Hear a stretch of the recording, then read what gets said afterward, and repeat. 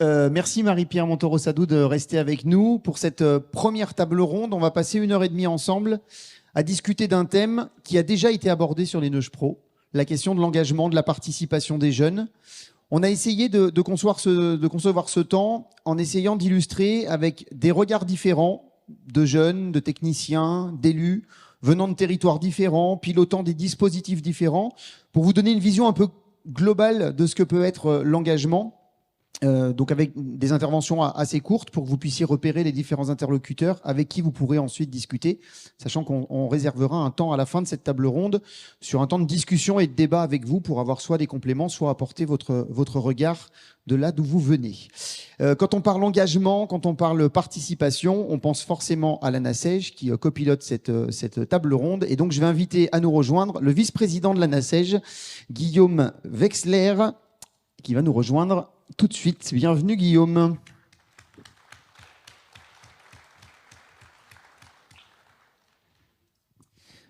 On va avoir plusieurs séquences et c'est vos deux regards qui vont ouvrir cette séquence, en commençant peut-être par Guillaume en tant que vice-président de l'ANASEJ. Ce qui était intéressant quand Marie-Pierre, donc la secrétaire générale de l'ANASEJ, m'a dit Guillaume va venir, je dis c'est intéressant parce qu'il y a le regard à la fois du jeune engagé et puis il y a le regard de l'ANASEJ avec la fonction que vous occupez en tant que vice-président. Peut-être pour commencer en quelques mots, votre parcours, comment est-ce qu'on arrive à être vice-président de l'ANASEJ, structure nationale de plus de 500, vous allez le dire, hein, mais de plus de 500 collectivités, plus de 30 ans au contact des collectivités de France. Donc, comme l'a dit Julien, donc moi je me présente, je m'appelle Guillaume Wexler, j'ai 19 ans et je suis actuellement membre du comité jeune de l'ANASEJ et vice-président et administrateur de l'ANASEJ. Donc pour en arriver là, j'ai commencé, on va dire, à l'échelle de ma collectivité. Donc j'ai été membre du conseil municipal des jeunes de ma ville. Donc je suis issu de la ville de Schiltigheim en Alsace, ville qui a mis en place en 1979 l'un des premiers, le premier conseil municipal des enfants en France, donc où j'y ai fait 4 ans de mandat, où j'y ai poursuivi ensuite, et la ville étant adhérente à l'ANASEJ, mon parcours en tant que comité jeune de l'ANASEJ, qui s'est terminé d'ailleurs il y a maintenant 2 semaines, où je me suis présenté en tant qu'administrateur, où j'ai été élu au conseil d'administration, puis élu au sein du bureau en tant que vice-président de l'association. Donc l'ANASEJ, c'est l'Association nationale des conseils des enfants et de jeunes en France. Donc on a à peu près 540 collectivités adhérentes. Donc on milite pour justement la création et on favorise et on aide à mettre en place des conseils de jeunes et d'enfants sur l'ensemble du territoire national. Si je prends l'exemple par exemple de la ville de Marseille, il y a un an maintenant à peu près, qui a mis en place son conseil des jeunes. C'est l'ANASEJ qui les a accompagnés justement dans ces démarches, où on propose des formations pour justement former les professionnels et les élus à la participation des jeunes, parce que ça ne s'improvise pas. On est sur une forme d'engagement particulière avec les instances participatives, communales, intercommunales, départementales, même au-delà parfois. On en est où sur l'engagement et sur les dispositifs un peu au niveau national? On a le sentiment qu'il y a de plus en plus de collectivités qui mettent en place ce type de dispositif. C'est un constat que vous partagez? Alors à l'ANASEJ, on constate justement qu'il y a une hausse de la participation des jeunes et de plus en plus de création justement d'instances de participation des jeunes, avec des initiatives, des expérimentations. C'est plus les conseils le conseil qu'on a retrouvé comme en 1979 sur la ville de Schiltigheim. Aujourd'hui, on expérimente la participation des jeunes. On essaye de plus en plus de l'inclure justement dans les décisions des collectivités et des associations, parce qu'il n'y a pas que des collectivités qui mettent en place justement des instances de participation. En revanche, on observe quand même des axes de progrès qu'il y a encore à avoir sur cette participation des jeunes. Par exemple, la redevabilité des élus envers les jeunes. Quand on va questionner des jeunes ou qu'on va prendre justement leur interrogation, comment est-ce qu'on va leur faire un retour derrière pour justement préciser ou leur répondre justement à leurs interrogations. L'impact des actions aussi et de la parole des jeunes, comment la faire valoir au sein d'une collectivité ou d'une association pour que l'ensemble des personnes d'une même collectivité soient au courant, comme le ferait un conseil d'adultes sur justement ce qui s'est passé dans leur ville. Mais aussi la légitimité de la parole des jeunes, parce que en France, on le voit particulièrement en France, hein, on parle toujours, oui, mais c'est un jeune, il est jeune, il ne sait pas encore ce qu'il dit. Il y a un manque de prise au sérieux de la jeunesse, contrairement à ce qu'on peut observer en Allemagne ou au Québec, où les jeunes sont beaucoup plus légitimes dans leurs paroles, hein, et on leur donne beaucoup plus de confiance. Maintenant, on peut prendre l'exemple, par exemple, de Greta Thunberg, hein, une activiste qui a tenté de mettre en avant une revendication. Et tout de suite, on l'a arrêtée en disant oui, mais il y a ses parents derrière qui sont pour quelque chose, c'est sa maladie. Enfin, beaucoup de propos qui sont d'ailleurs très agressifs, hein, pour un jeune qui d'autant plus a une maladie, d'où justement ce qu'on disait, donc prendre en compte, ce qu'on dit à l'ANASEJ, c'est prendre en compte l'ensemble des participations et sous toutes ses formes et avec une grande diversité de personnes, hein. C'est justement ce qu'on soutient dans notre plaidoyer. L'idée de la table ronde, c'est de faire le constat, mais d'aller assez vite dessus, parce qu'on a déjà eu l'occasion de les partager sur des précédentes éditions, et c'est des choses qu'on peut déjà connaître. Ce qui est intéressant, c'est de voir les leviers. Qu'est-ce qu'il faut faire? Qu'est-ce qu'on peut faire? C'est un sujet que vous avez abordé à l'ANASEJ. Vous avez travaillé assez longuement, de manière concertée, sur un plaidoyer. C'est un peu la feuille de route que se fixe l'association? Donc le plaidoyer, c'est vraiment les actions sur lesquelles on estime qu'il est important de travailler.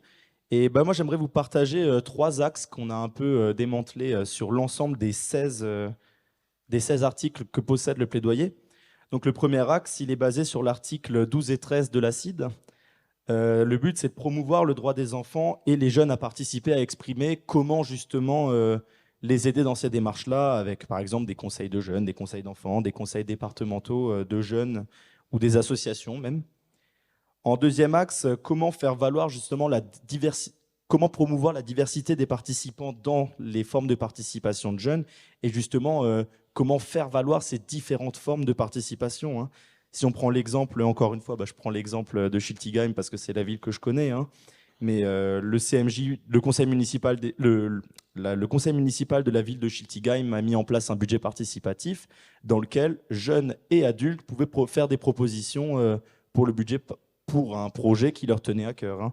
Ce projet était étudié par une commission pour le budget participatif et les jeunes et les adultes étaient dans le même budget. C'est-à-dire qu'il n'y a pas eu de différenciation entre les deux. Chacun pouvait y amener sa pierre à l'ouvrage, justement. Le service jeunesse a accompagné les jeunes. On a fait une petite différence juste au niveau de l'accompagnement. On a aidé les jeunes justement dans la création de leur projet, sur la faisabilité du projet, sur les moyens qui pouvaient être mis en place sur la communication de leur projet pour faire de la communication et que ce projet soit voté.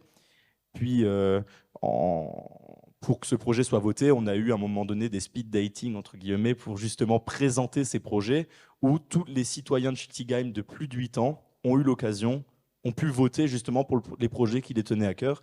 Et en 2021, un projet des jeunes est sorti, c'était une tyrolienne dans un parc.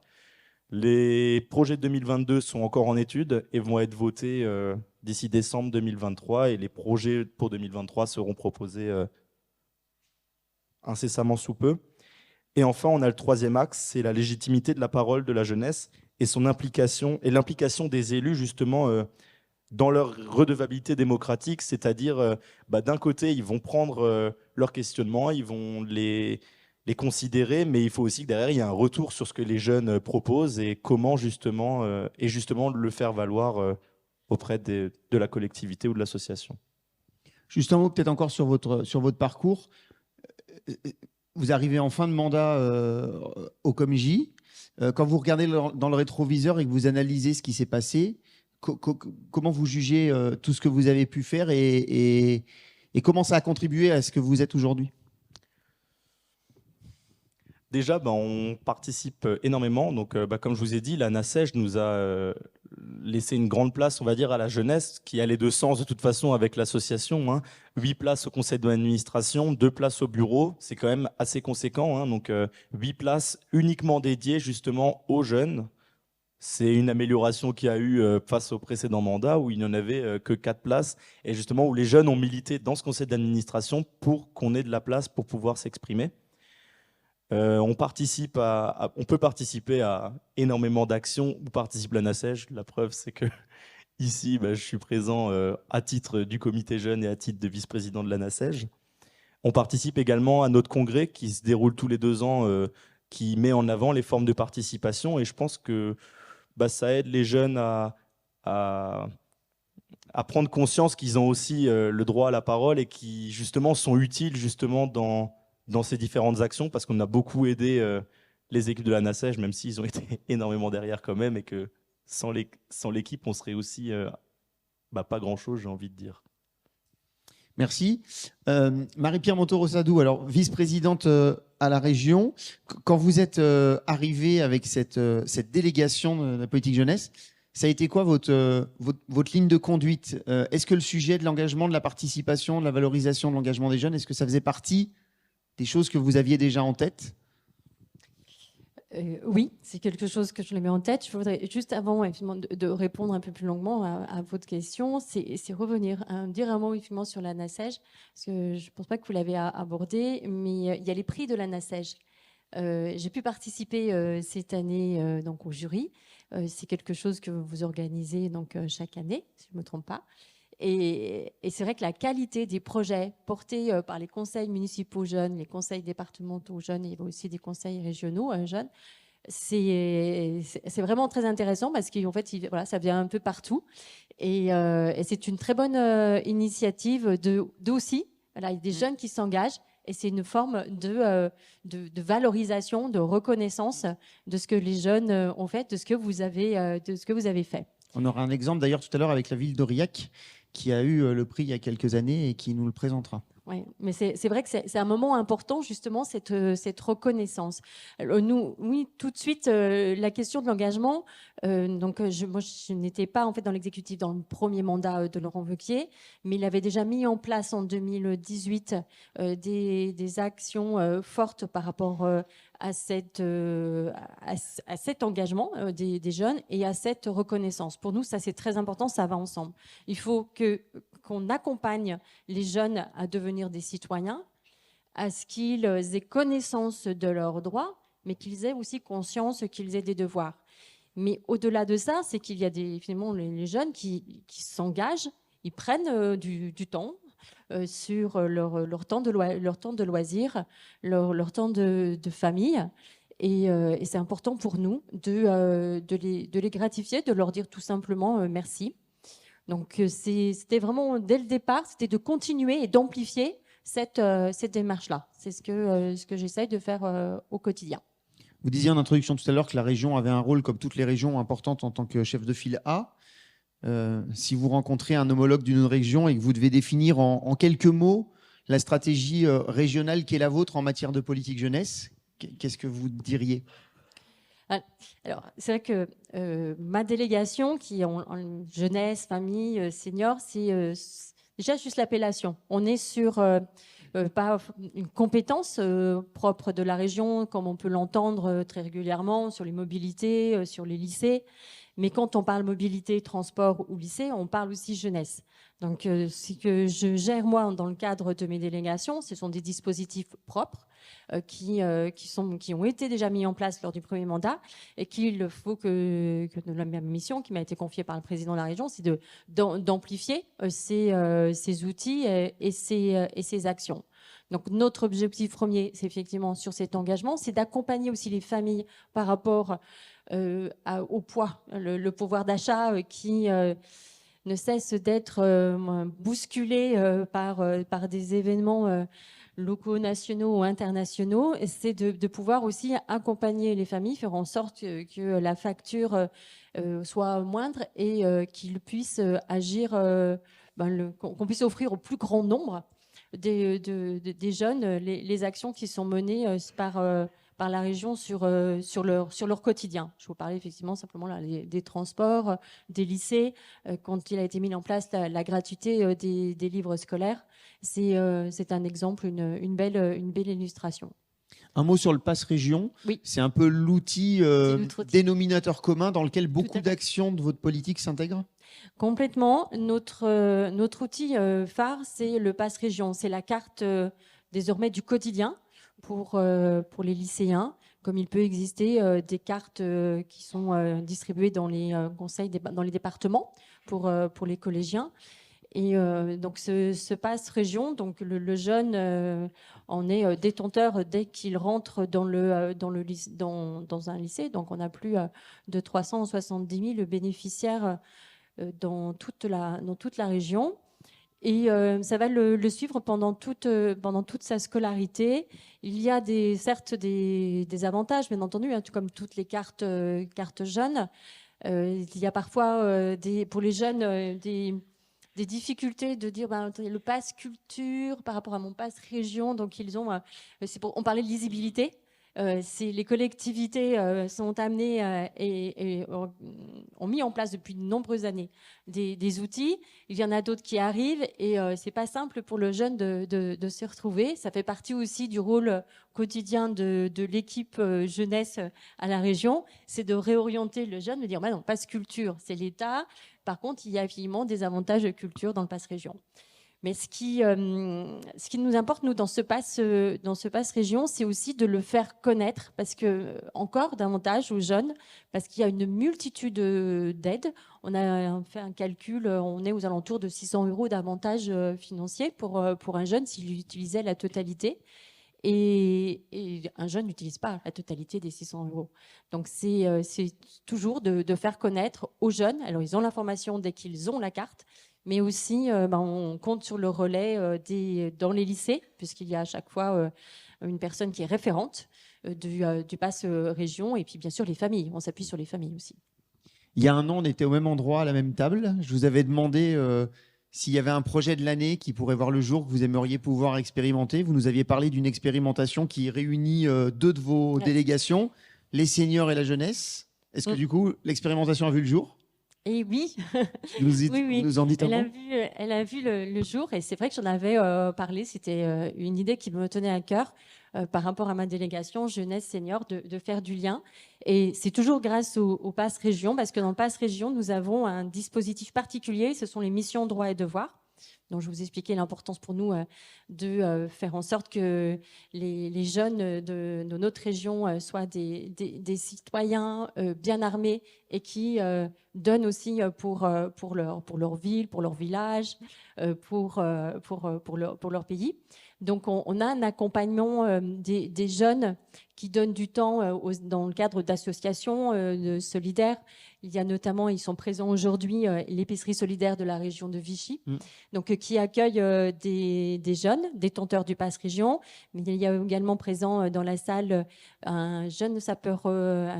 quelqu'un qui était jeune sapeur-pompier. Aujourd'hui, il est sapeur-pompier volontaire, et je pense que son parcours est assez exceptionnel, parce qu'il va, ça y est, bientôt signer son contrat avec les sapeurs-pompiers de Paris. Donc, il est de notre région. Il y a aussi la Croix-Rouge qui est présente aussi avec un jeune aujourd'hui. Et ces missions, en quoi ça consiste très rapidement ? C'est le jeune va donner entre 35 et 80 heures de son temps.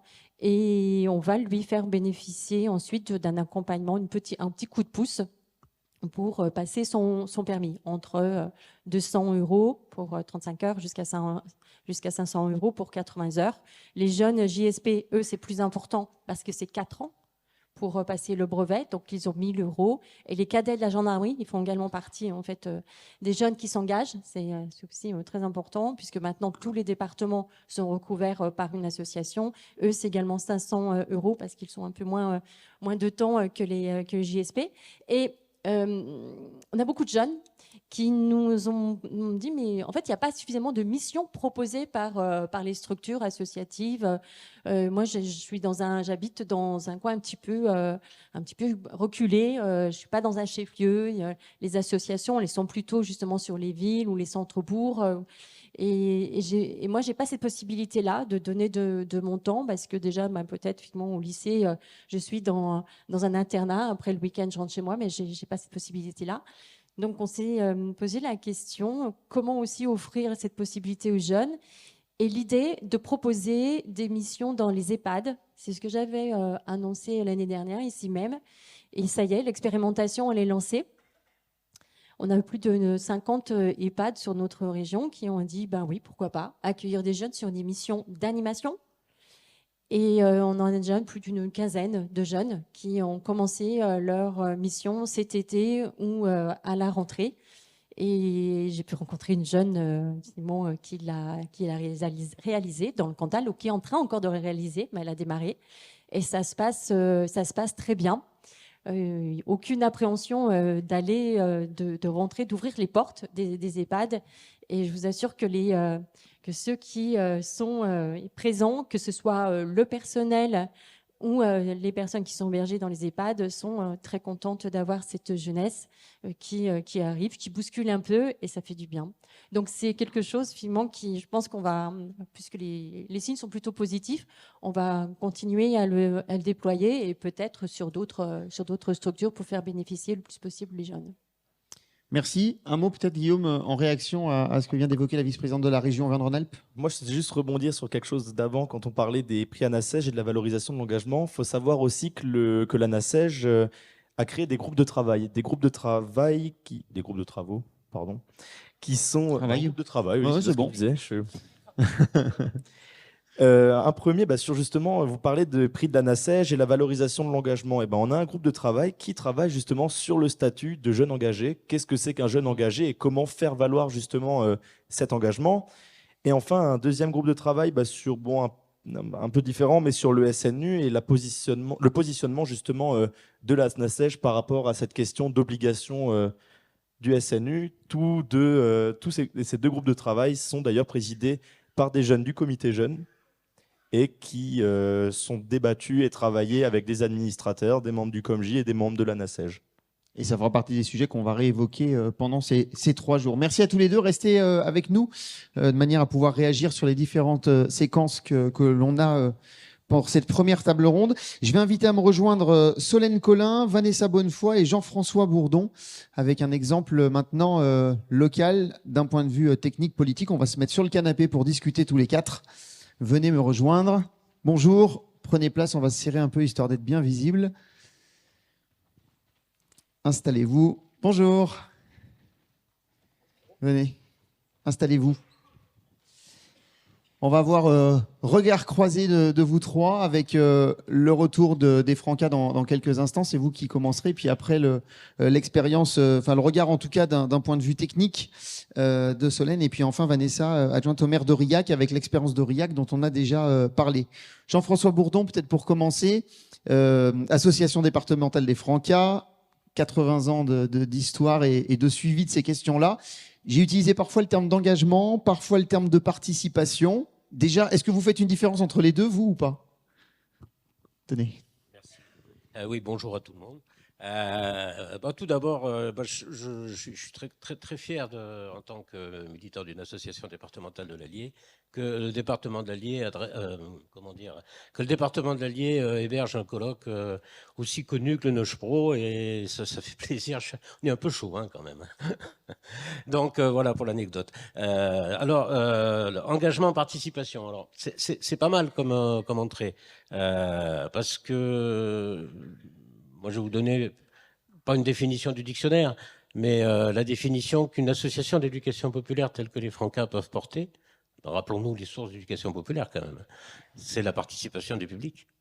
On ne fait pas pour, on fait avec. Et donc, pour moi, l'engagement des jeunes et la participation des jeunes, c'est deux notions différentes. Faire participer des jeunes à un projet, faire en sorte que des jeunes mettent en place un projet, s'informent, choisissent et assument leur choix, c'est de l'engagement. Mais c'est l'engagement qu'on a choisi au Franca. Il y a d'autres engagements que je ne veux pas dire que c'est pas bien, pas du tout, mais il y a d'autres engagements où les jeunes s'engagent dans un dispositif existant, mais où ils n'ont pas forcément la place pour définir les actions, les stratégies. Je ne dis pas qu'il y en a un qui est mieux que l'autre, je dis qu'il y en a un que nous, les Francas, on sait faire, et il y en a un qui est dans les racines de l'éducation populaire, c'est la participation des jeunes. Alors je disais, ça fait 80 ans d'histoire, donc vous avez suivi, le mouvement a suivi toutes ces évolutions. Pourtant, la question de l'engagement des jeunes au sein des Francas, c'est un sujet que vous avez retraité assez récemment, il y a 5, 6, 7 ans peut-être? Alors, on aura 80 ans l'an prochain, on va pas se vieillir quand même. 79. Je tiens à le dire parce qu'on risque d'avoir des petites choses qui vont se passer à Vichy pour les 80 ans des Francas, donc voilà. Je commence à l'annoncer en scoop. Du coup, oui, j'ai un peu oublié la question. Sur le fait que c'est un sujet central pour l'association, vous en avez redébattu, Alors, modifié les statuts, etc. notamment. non, c'est un débat qui est récurrent au Franca depuis la création de 1944. J'aurais tendance à dire tous les mouvements d'éducation populaire ont leur petite musique, leur petite musique à part. Et il y avait longtemps que je ne crois pas qu'il y en ait un qui soit meilleur que l'autre. Je pense qu'on est tous dans la recherche et on essaye de faire le mieux pour nos adhérents et nos publics. Nous, la petite musique des Francas, c'est incontestablement ce dont je parlais tout à l'heure, la participation des jeunes.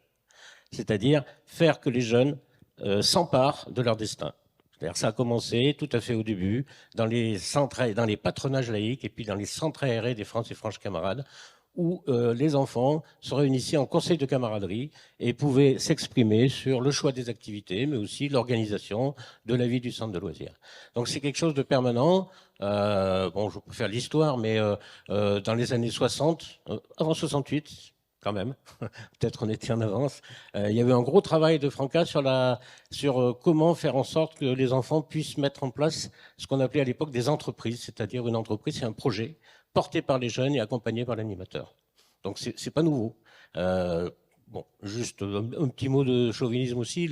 La personne qui avait conduit ce projet, c'est quelqu'un qui s'appelait Pierre de Rosa, qui était à l'époque instituteur-chercheur, on appellerait maintenant chercheur en sciences de l'éducation, et qui était vichysois. Donc on a commencé, et puis après arrivé les années 80, et puis l'émergence des conseils municipaux d'enfants, où là on a beaucoup travaillé avec la NACEJ. Je salue d'ailleurs la présence et le discours très intéressant de collègues de la NACEJ pour accompagner des conseils municipaux d'enfants. Et aujourd'hui on est sur des dispositifs, dont un qu'on va privilégier aujourd'hui, qui s'appelle l'Association temporaire d'enfants citoyens. Et on a un autre dispositif autour de la participation à l'engagement des jeunes qui s'appelle le BAFA citoyen. C'est des choses qu'on développe particulièrement dans l'Allier. Voilà. On va détailler la tech dans quelques instants. Peut-être un mot sur le BAFA citoyen. Alors, un mot sur le BAFA citoyen.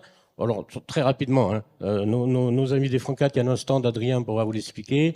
C'est un contrat passé entre des jeunes candidats à l'animation avec une collectivité territoriale ou une association. La collectivité territoriale ou l'association prend une partie de la formation à sa charge, du coût de la formation. Une grosse partie est prise en charge par la Caisse d'allocation familiale de l'Allier, qui nous suit sur ce projet, avec le SDEJ et le conseil départemental. Et en contrepartie, le jeune s'engage à mettre en place, à intervenir dans une association ou de la collectivité territoriale. Alors vous avez parlé des ATEC, c'est ce qu'on va développer maintenant avec Solène Collin. Je vous laisse prendre le micro. Avec le regard intéressant que vous avez à la fois en tant que technicienne, puisque vous travaillez en tant que responsable enfance-jeunesse de la ville de Néris-les-Bains, et puis élu également d'une petite commune, Montmarault, c'est ça, notamment sur des sujets de scolaire, de CMJ. L'ATEC, c'est un outil que vous avez voulu développer au sein de la collectivité dans laquelle vous travaillez ? Oui, bonjour tout le monde. Néry-les-Bains, comme son nom l'indique, c'est une ville thermale. Donc au départ, les jeunes, c'était pas forcément le sujet de discussion principal des élus. Et depuis 2015, le conseil municipal, monsieur le maire a voulu créer un service jeunesse. Donc voilà, je suis arrivée à ce moment-là. Et donc, on m'a demandé de développer des projets, notamment périscolaires, mais aussi de développer un accueil pour les 12-17 ans. Et de faire en sorte que les jeunes sur la cité thermale puissent s'investir et proposer des choses. Donc, je participe très régulièrement à des formations, à des temps de travail avec les Francas. Et donc, naturellement, je me suis intéressée à ce dispositif. C'est un dispositif qui est intéressant parce qu'il permet à des jeunes d'abord de s'engager entre copains. C'est pas quelque chose qui vient de l'école, c'est pas quelque chose qui vient d'un accueil de loisirs qui va dire, ben tiens, cette tranche d'âge-là, vous allez tous faire ça. Non, c'est pas du tout comme ça que ça se passe. C'est au départ trouver un petit noyau, un petit groupe de jeunes qui a envie de faire des choses ensemble. Et à partir de là, de construire une envie dans un temps donné qui donne des repères aux jeunes et qui les effraie pas en fait. Alors, le T, c'est temporaire. Du coup, Oui. il y a des repères, il y a un début, il y a une fin, ça peut être C'est rassurant. ça. D'un autre côté, est-ce que ça n'a pas un peu l'effet pervers aussi d'avoir des jeunes qui zappent peut-être très vite d'un projet à un autre et avec un engagement qui peut être du coup pas dans la durée? Alors pas forcément parce que justement comme c'est eux qui décident, vraiment la tech c'est ça, c'est du départ, c'est eux qui vont décider comment ils vont s'appeler, c'est eux qui vont décider pourquoi ils sont là, c'est eux qui vont décider quand est-ce qu'ils viennent, c'est eux qui vont décider quand est-ce que combien de temps ça dure. C'est eux qui vont décider qui ils invitent à leurs réunions, s'ils invitent des adultes, s'ils invitent les élus, s'ils invitent les parents. Enfin, ils décident vraiment de tout. Donc, il n'y a pas cette notion de... Enfin, on a moins cette notion de zapper, de dire « Oh non, j'ai plus envie ». Parce qu'à la base, c'est eux qui sont vraiment décideurs de tout. Est-ce que sur ce dispositif, il y a des choses qui seraient à améliorer? Est-ce qu'il y a des points où vous vous dites il faut qu'on travaille peut-être encore un peu plus ça pour que ça soit encore plus efficace? Alors, la participation des jeunes, c'est un travail de longue haleine. Je pense qu'on est tous d'accord pour se le dire. La preuve, vu la longévité du Noche Pro et voilà, ce temps qui perdure, c'est la formation des accompagnants. En fait, dans une association temporaire d'enfants citoyens, il y a un référent adulte obligatoire. Contrairement à d'autres dispositifs qu'on connaît sur des jeunes, là, dans l'association temporaire d'enfants citoyens, il y a obligatoirement un adulte référent.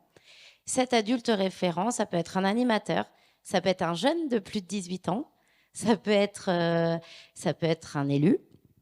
Et c'est important que cette personne-là soit formée à la patience, à l'écoute des jeunes, parce que on a quand même des jeunes qui sont bloqués quand on leur dit allez-y, c'est vous qui décidez, c'est vous qui avez la parole. Et ça, pour eux, c'est pas évident. Malheureusement, aujourd'hui, on est dans une société, je sais plus qui le disait tout à l'heure, où pour les jeunes, c'est pas évident de se dire ah ouais, j'ai le droit de parler, j'ai le droit de décider, j'ai le droit d'avoir la parole. Oh, mais attends, mais je suis pas prêt à ça, j'ai pas les outils pour ça. Et donc vraiment, il faut qu'on ait des formations pour ces référents qui guident les enfants et qui les accompagnent dans leur engagement. Est-ce que ça n'a pas aussi l'effet positif de faire prendre conscience aux adultes que les enfants, les jeunes peuvent prendre la place? Guillaume disait tout à l'heure dans ses propos d'introduction la difficulté parfois que le jeune puisse s'imposer en tant que jeune dans sa prise de parole. Est-ce que ça change un peu le regard des adultes aussi? Élus, techniciens, parents, tout. Hein. Complètement. Alors, vivre des expériences comme ça, d'ATEC, de conseil municipal de jeunes, c'est vraiment, en tant qu'adulte, avoir un regard complètement différent. Moi, je me rappelle de la première ATEC qu'on a créée avec un groupe de jeunes à Néry-les-Bains. Donc, assemblée générale de l'association, assemblée générale créative. Donc, les jeunes avaient invité les élus, leurs professeurs, leurs parents. Et donc, il y avait toute une assemblée qui était face à eux. On l'a préparée, cette assemblée. Et les adultes sont restés bouche bée. Ils étaient comme ça. Oh, mais qui leur a soufflé? Ben non, personne leur a soufflé. Personne leur a soufflé, on les a accompagnés. Comment on s'exprime en public? Qu'est-ce qu'on a le droit de dire? Qu'est-ce qu'on n'a pas le droit de dire? Vous en pensez quoi? Est-ce que vous pensez que c'est un sujet qui va les captiver ou pas? Et les adultes, on a eu des retours vraiment très, très, très, très bons. Des jeunes qui se sont sentis pousser des ailes très vite. Ah ouais, le maire, il nous a invités au prochain conseil municipal. Eh ben ouais. Hmm. Nos professeurs, ils veulent qu'on organise la visite. Là, on a une nouvelle association qui s'appelle les Jeunes Olympiens et qui a organisé pour son collège la visite de l'exposition sur l'olympisme qui s'est tenue à Néry-les-Bains. Donc voilà, c'est tout ça qui fait que les jeunes gagnent en crédibilité envers les adultes et surtout que les adultes se disent ah ouais, mais il faut vraiment qu'on les écoute, ces jeunes, ils ont des choses intéressantes à dire.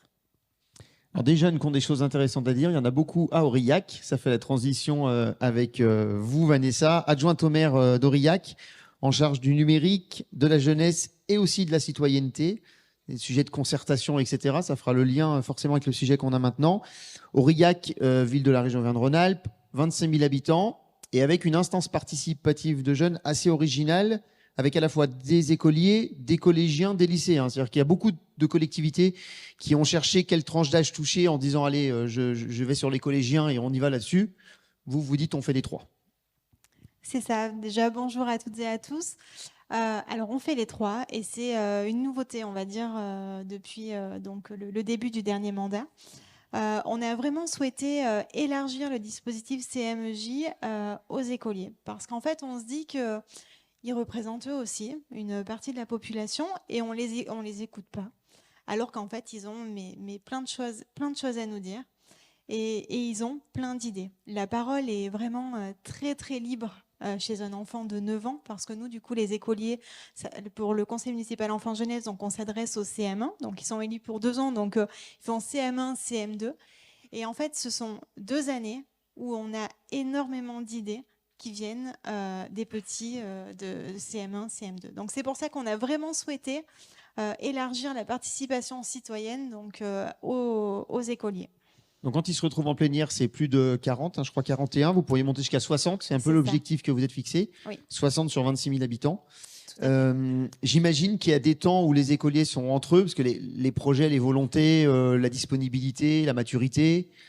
Voilà, donc vous avez des temps collectifs et des temps par tranche d'âge. Oui, c'est ça. Alors la ville d'Aurillac a son propre service, a le service jeunesse donc, où on a trois agents du coup sur ce service. Et donc on a la chance de les avoir justement pour venir accompagner nos jeunes sur 2 commissions. Donc on a une première commission, c'est la commission enfance qui regroupe tous nos écoliers. Donc les jeunes donc CM1 et CM2 du coup sur la 2e année de mandat. Et ensuite, on a une commission jeunes. Donc, la commission jeunes, ce sont nos collégiens et nos lycéens. Alors, c'est vrai que du coup, on parlait tout à l'heure des petits. Les petits, donc, gargouillent d'idées au quotidien. Et ils sont très assidus lors des commissions. Ils sont quasiment toujours là, toujours présents. Ils n'en loupent vraiment pratiquement pas.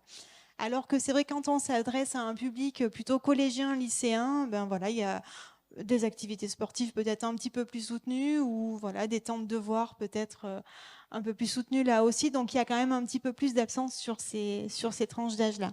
Donc c'est vrai que du coup, on a vraiment décidé de créer 2 commissions de manière à avoir voilà, des idées aussi très certainement différentes sur les 2 coms. Et par contre, on fait des commissions réunies à peu près 2 à 3 fois par an, de manière à ce que les grands rencontrent les petits. Et puis c'est une vraie richesse, et pour les grands et pour les petits, de mettre en commun les idées, parce que des fois, il y a des idées qui se rejoignent. Et puis ça leur permet aussi d'échanger. Et puis les petits sont ravis d'être tirés donc, par les grands. Dans votre délégation, il y a la citoyenneté d'une manière générale, c'est-à-dire de la concertation que vous faites auprès de tous les habitants. Vous arrivez à impliquer les jeunes en tant que citoyens aussi, en plus des instances que vous avez là? Oui, bien sûr. Alors, on essaye de faire le lien, en fait, entre toutes nos instances de participation citoyenne. Donc, la ville d'Aurillac a son conseil municipal enfant-jeunesse, des conseils de quartier, et on en a 6 sur la ville. Et ensuite, on a un conseil local de la transition écologique. Donc, en fait, le jeune, quand il rentre au sein du conseil municipal enfant-jeunesse, direct, on lui ouvre la porte vers les conseils de quartier, s'il souhaite y aller, et vers le conseil local de la transition écologique, de manière à ce qu'il puisse participer à toutes les instances qu'on a au sein de la ville, et là aussi faire le lien en fait avec les projets qu'il souhaite porter. Et ensuite, on a aussi en parallèle des ateliers participatifs, par exemple sur les grands projets de la ville, lorsqu'on souhaite consulter les habitants sur les projets. Et donc là, toujours, les jeunes du conseil municipal enfants-jeunesse de la ville d'Aurillac sont impliqués dans ces ateliers et on leur propose de participer, quitte à créer un atelier participatif spécial jeunesse, de manière à les écouter parce que là aussi, ils ont beaucoup de choses à nous dire. On parlait tout à l'heure des prix de la NACEJ. Et justement, Aurillac, c'est il y a quoi, 2 ans, 3 ans, c'était pendant le Covid, je crois. Hein. Vous, Oui, avez 2021. vous avez eu un prix sur quel projet? Alors, c'était dans la catégorie développement durable. Et donc, c'était sur le projet Santé Tabac. Donc, c'est un projet que les jeunes du CMJ donc, ont porté dans le sens où ils souhaitaient sensibiliser les habitants sur le fait de jeter les mégots, donc la pollution que tout cela pouvait générer. Donc, en fait, c'est un projet au début qui a débuté par la pose de macarons à côté des bouches d'égout, avec écrit "Ici commence la Jordan", de manière voilà, à sensibiliser les gens en disant voilà, vous jetez votre mégot, mais attention, vous polluez franchement. Donc il y a eu cette partie-là. Il y a eu un gros volet aussi au niveau de la sensibilisation. Donc les jeunes partaient à la rencontre des habitants au sein de la ville en disant voilà, il faut faire attention à l'environnement, les mégots polluent. Voilà, il y a vraiment eu un gros travail. Ensuite, il y a eu la pose de cendriers au niveau des arrêts de bus parce qu'ils se sont rendus compte que c'était forcément des lieux de rencontre jeunes, adultes, et où les gens déposaient leurs mégots de cigarettes très facilement. Donc, on a posé des cendriers dans les arrêts de bus de la ville. Et ensuite, il y a eu aussi une phase de distribution de cendriers de poche, donc toujours avec les services de la ville. Donc, ils ont travaillé sur la conception d'un cendrier de poche qu'ils ont distribué tout en sensibilisant les gens au fait de jeter les mégots pollue clairement la ville et notre planète. Et en fait, ce qui est rigolo, c'est que donc, le conseil municipal donc, a reçu ce prix à NACEJ et on en était ravis. Et en fait, le mandat suivant, donc en fait, ils se sont emparés de ce projet pour poursuivre en fait cette action qu'ils ont trouvée très très riche et ils se sont dit mais en fait on peut aller au-delà. Durant le dernier mandat, donc sur les 2 dernières années, donc les jeunes ont poursuivi, donc ils ont refait faire des cendriers de poche pour poursuivre la sensibilisation. On a même des entreprises locales qui ont fait appel aux jeunes du conseil municipal enfants-jeunesse pour venir sensibiliser les équipes sur le fait de jeter les mégots lors de la pause ou autre. Et ensuite, ils ont souhaité aussi mener une action, toujours dans le cadre des mégots.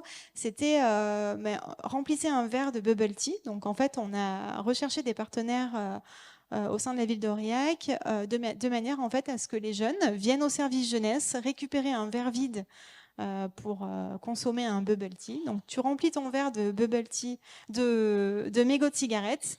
Tu vas chez le commerçant partenaire et tu auras un bubble tea offert.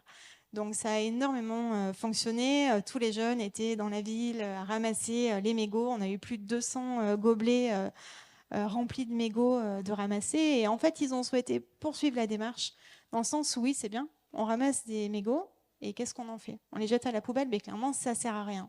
Donc, ils ont poussé la démarche un peu plus loin en se disant comme quoi il fallait vraiment faire appel à une entreprise de manière à poursuivre cette démarche et demander à une entreprise de recycler les mégots de manière à produire d'autres choses avec les mégots. Donc, c'est un projet en fait qu'ils ont du coup travaillé avec les agents de la ville d'Aurillac et qui fonctionne toujours parce qu'on a une société de recyclage qui vient 2 fois par an chercher tous les mégots récupérés sur la ville. Alors, une illustration de projets portés Tout par à les fait. jeunes et qui ont candidaté à la Prix à NACEJ. la SEJ. De mémoire, Guillaume, je crois que c'était 70 projets l'année dernière qui avaient été déposés, je crois quelque chose comme ça. Marie-Pierre me contredira peut-être. Mais et donc, c'est 70 histoires, expériences d'enfants et de jeunes. Donc, c'est intéressant effectivement d'aller voir ce qui s'y passe. Merci à vous 3. Restez avec nous pour compléter tout à l'heure si vous le souhaitez.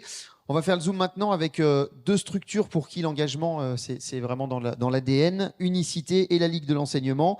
J'invite à me rejoindre Frédéric Nollet, directeur territorial d'Unicité en Auvergne-Rhône-Alpes, et Michael Huet, directeur vie associative militante de l'engagement et formation à la Ligue de l'enseignement.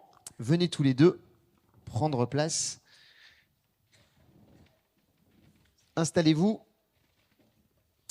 On a eu l'expérience nationale, le retour régional, on a l'expérience locale avec l'association d'éducation populaire, la commune et la vision aussi des services. Là, on va s'intéresser maintenant à la vision que vous avez dans dans vos structures respectives, peut-être en commençant par Unicité.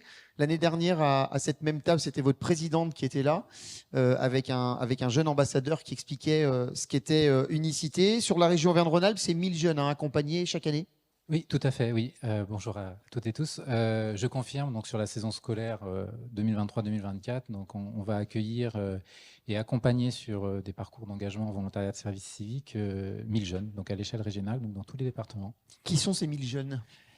Alors, qui sont ces 1000 jeunes? Ce sont des jeunes, effectivement, c'est bien d'insister sur le pluriel, parce que ce sont des jeunes qui ont des profils très très divers.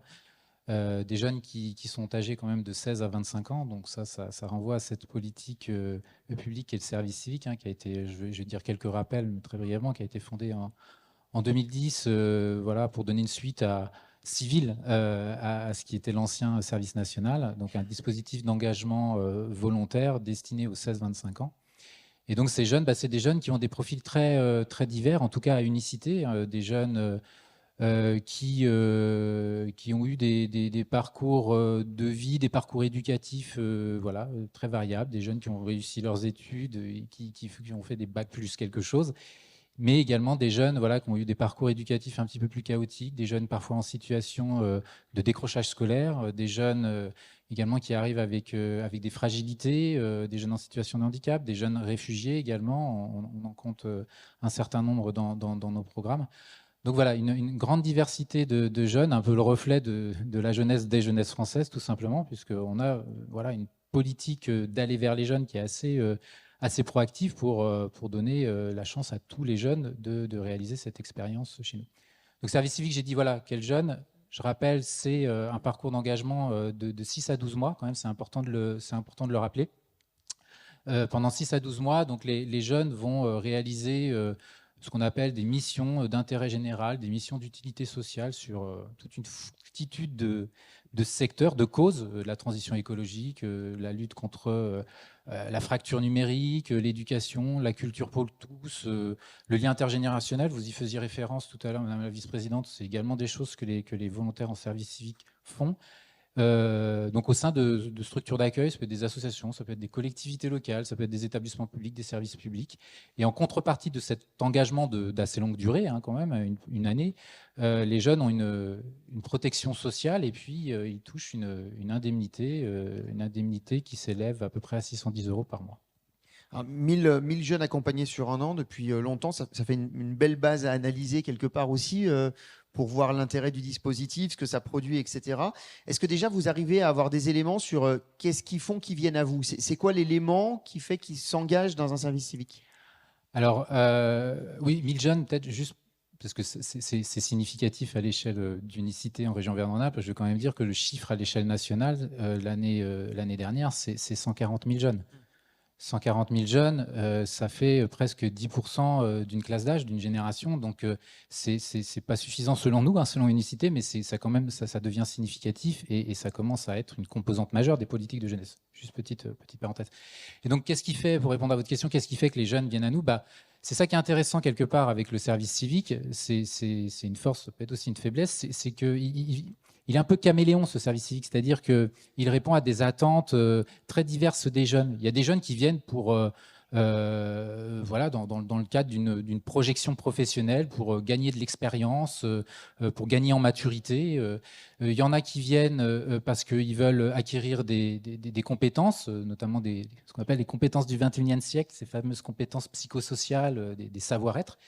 Puis il y a des jeunes qui sont paumés, il y a des jeunes qui viennent, qui sont perdus, qui ont été voilà, en situation d'échec pendant presque toute leur jeune vie. À l'école, voilà, ils sont dans des environnements familiaux, sociaux très très compliqués.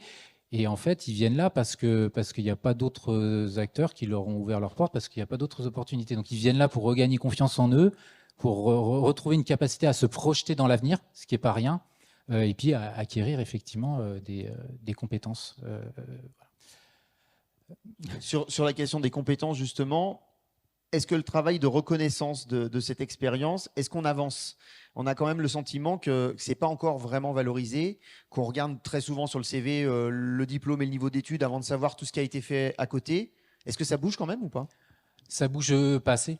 Clairement, ça bouge pas assez. Toutes les études, il y a des nombreuses études, parce qu'il ne faut pas se mentir, le service civique, c'est quand même une politique qui a été, qui a été contestée, quand c'est arrivé, ça n'a pas été accueilli par tous les acteurs à bras ouverts, etc. Enfin, bon, il y a eu des dérives, il y en a sans doute encore. Donc il y a eu énormément d'études qui ont été menées encore aujourd'hui pour apprécier les effets du service civique sur les jeunes, sur la société. Donc des études d'impact, il y en a une flopée. Vous allez vous taper sur le site de l'INGEP, service civique et études d'impact, vous allez avoir beaucoup de choses. Et ces beaucoup de choses montrent que les effets sont très positifs pour les jeunes en ce qui concerne leur sentiment d'utilité vis-à-vis des missions réalisées, les apprentissages qu'ils font, les compétences acquises, ces fameux soft skills, etc., sur leur capacité à s'orienter. Donc globalement, c'est quand même très, très positif. Et j'en dirai un mot aussi sur le rapport à la citoyenneté, parce que là, on parle quand même d'engagement, donc on parle de participation citoyenne, et c'est quand même l'objet premier du service civique, il ne faudrait pas oublier d'en parler. Étonnamment, effectivement, cette expérience-là que vivent les jeunes, elle est mal reconnue. Elle est mal reconnue dans un CV, elle est mal reconnue dans le monde de l'entreprise. Elle n'est pas encore suffisamment connue, elle n'est pas encore suffisamment valorisée. Juste, on parlait de Parcoursup, là, le parcours du combattant. Je ne sais plus qui est-ce qui disait ça tout à l'heure. Le Parcoursup, il ne laisse pas de place au service civique, le valorise pas suffisamment. Il y a la possibilité de faire une césure étudiante avec un service civique quand vous faites des études supérieures. C'est pas promu, c'est pas du tout valorisé. On a un problème en France, de toute façon, on ne sait valoriser que les diplômes. C'est notre vision élitiste, et on ne sait pas valoriser tous les savoirs expérientiels, tous les savoirs qu'on acquiert dans la participation, dans le faire, dans le agir. Donc oui, c'est un vrai problème, il faut continuer à militer pour que ça change. Un mot sur peut-être la question territoriale. C'est un sujet important qui avait été évoqué, je crois, par votre présidente l'année dernière. Je pense que c'est important de le redire. Il y a quand même un peu des trous dans la raquette, notamment sur la diversité des territoires, entre les dynamiques qu'il peut y avoir dans les villes et les difficultés peut-être plus grandes sur les territoires plus ruraux. Oui, tout à fait. Faut pas le nier. Le service civique s'est fortement déployé ces 13 dernières années dans les environnements urbains, dans les métropoles, dans les villes secondaires. Sans doute parce que les services publics sont plus présents, sans doute parce qu'il y a une densité d'acteurs associatifs plus importante. Et c'est vrai que c'est difficile. C'est difficile. Oui, c'est sans doute plus difficile d'aller vers les jeunes ruraux, d'aller dans les territoires ruraux, mais c'est pas impossible. Nous, on a des expériences très concrètes là-dessus. Et effectivement, il faut faire un travail plus approfondi de partenariat. Je pense que ça oblige à travailler sans doute plus et mieux avec les collectivités locales. J'écoutais avec beaucoup d'attention l'intervention de Madame l'élu de la ville d'Aurillac. Je pense que dans ces contextes-là, effectivement, on doit travailler plus et mieux avec les collectivités locales qui sont l'acteur qui doivent permettre de mettre un peu en musique les choses et de faire le lien entre les différents acteurs. Donc nous, on y arrive, c'est pas évident, ça nécessite sans doute plus de travail de coopération et sans doute aussi plus de moyens, enfin, faut oser le dire. On est sur des politiques qui prennent du temps. On a souvent du problème pour évaluer les actions. Vous nous avez mis l'eau à la bouche en disant qu'il y avait toute une série d'études, de chiffres qui sont sortis. Il y a 2-3 chiffres marquants un peu qui montrent l'impact que peut avoir le service civique sur les jeunes, sur leur citoyenneté, sur la question de la confiance en soi, etc. Alors, je ne vais pas tout vous révéler, parce que je vais plutôt faire un teasing. Oui, parce qu'en fait, on a une étude, Unicité, vient avec d'autres partenaires, notamment l'agence. On est en train de finaliser une étude qui a été confiée à l'IFOP sur le rapport que les jeunes qui font un volontariat en service civique entretiennent avec la citoyenneté et la démocratie. Hyper intéressant. Et donc, l'IFOP étant l'IFOP, ils ont fait un travail assez rigoureux là-dessus. Et ça dit des choses très, très intéressantes. C'est-à-dire que, en fait, on voit que le service civique, globalement pour les jeunes, effectivement, transforme leur rapport à la citoyenneté, leur rapport aux institutions de la démocratie représentative, notamment vis-à-vis des jeunes qui sont le plus éloignés de l'engagement, qui sont le plus éloignés, qui sont le plus à la marge. Pour eux, ça a pour effet de lever la défiance envers les institutions, envers les pouvoirs publics, envers les pouvoirs politiques, et donc leur donner envie de s'intéresser plus à la chose publique et de s'engager. Donc c'est ça qui est intéressant avec des chiffres voilà, qui sont très significatifs. Donc intéressant de se dire que pour les jeunes qui sont les plus éloignés quelque part de la décision, de l'action publique, eh bien ça a un effet sur leur rapport à la citoyenneté. Donc autrement dit, voilà, il ne faut pas être défaitiste, et quand on prend le temps d'accompagner correctement ces parcours d'engagement des jeunes qui ne sont pas venus là pour s'engager, quelque part, certains, ils sont venus là parce qu'ils n'avaient pas autre chose à faire, eh bien, on arrive quand même à travailler ce rapport à la citoyenneté de manière très, très positive. Donc voilà, c'est quand même un motif d'espoir, j'ai envie de dire. Merci. Michael Huet, pour la Ligue de l'enseignement, on disait on est sur des actions qui... c'est des processus au temps long. C'est des sujets que vous travaillez et c'est forcément aussi dans l'ADN de la Ligue. On a beaucoup de territoires, d'acteurs qui veulent essayer de faire que le jeune soit pas uniquement consommateur, mais consomme-acteur. Ça prend du temps. Oui, effectivement. Bonjour à tous déjà. Merci pour l'invitation. C'est effectivement un processus long. On pense à la Ligue que ce processus, il est pratiquement tout au long de la vie. En fait, c'est vraiment ça l'idée. C'est qu'il doit commencer dès le plus jeune âge et puis il doit se poursuivre tout au long de son âge adulte pour prendre sa plénitude et s'engager, soit en tant que politique dans une collectivité territoriale, soit effectivement dans une association ou avec des nouvelles formes d'engagement comme il en existe aujourd'hui. Donc beaucoup de structures aujourd'hui qui ne sont pas constituées en association, mais où les jeunes viennent s'investir et viennent agir directement. Et on pense qu'effectivement la multiplicité de ces lieux, ces lieux de travail, ces lieux de possibilité d'engagement, en fait, sont un des éléments primordiaux à l'engagement des jeunes aujourd'hui. On commence dès le plus jeune âge avec l'UCEP. L'UCEP, c'est le sport à l'école. C'est le sport c'est le sport, mais c'est aussi la vie associative à l'école. On pense que l'école doit jouer un rôle important dans ce parcours d'engagement, notamment avec l'éducation morale et civique. Mais l'UCEP fait partie effectivement intégrante de ce moment à 5, 6 ans, 7 ans, où on peut vivre une première expérience de vie collective, une première expérience de vie associative. Et c'est par l'intermédiaire de ces différentes étapes qu'on va réussir à construire des citoyens qui peuvent agir dans leur société, agir pour l'intérêt général. Et on a besoin d'une vie complète pour justement comprendre ce qu'est l'intérêt général et comment on peut s'y investir. Donc effectivement, l'UCEP, c'est notre premier... à la Ligue, c'est le premier outil pour initier à l'engagement. Ensuite, on a, d'ailleurs, ils sont dans la salle, le réseau national des juniors associations. Donc, les juniors associations, des véritables associations créées dans les territoires et accompagnées qui permettent effectivement de vivre une vraie expérience de vie associative. Donc là, on est plutôt sur du 11-17 ans. Ensuite, on en revient d'en parler, c'est le service civique. La Ligue est un partenaire important d'unicité au niveau national. On a une appréhension qui est complémentaire à celle d'unicité, c'est-à-dire qu'on va plutôt faire du volontariat en service civique, justement dans nos lieux les plus proches de la vie des jeunes. Donc dans les associations, il y a 21 000 associations affiliées à la Ligue de l'enseignement. Il y en a obligatoirement une à côté de chez vous. Et donc ces jeunes, on les pousse à aller agir et à aller découvrir ce qu'est la vie associative à travers effectivement l'association qui est à côté de chez eux, quoi. C'est vraiment ça l'idée. Et puis on pourrait très bien, on en a parlé rapidement tout à l'heure, mais le BAFA pour moi c'est une des expériences. Alors personnellement, c'est une expérience qui m'a complètement amené au travail que je fais aujourd'hui. Voilà, ça a été un peu la révélation. Je pense que c'est la révélation pour beaucoup de jeunes aujourd'hui, beaucoup de jeunes de 16 ans, du coup, maintenant. On a la chance de pouvoir le faire un petit peu plus tôt. Et le BAFA, c'est aussi le premier moment, je trouve, où on va pouvoir, dans son stage pratique, notamment, aller agir pour sa collectivité. Effectivement, on va être payé, d'accord ? On va avoir son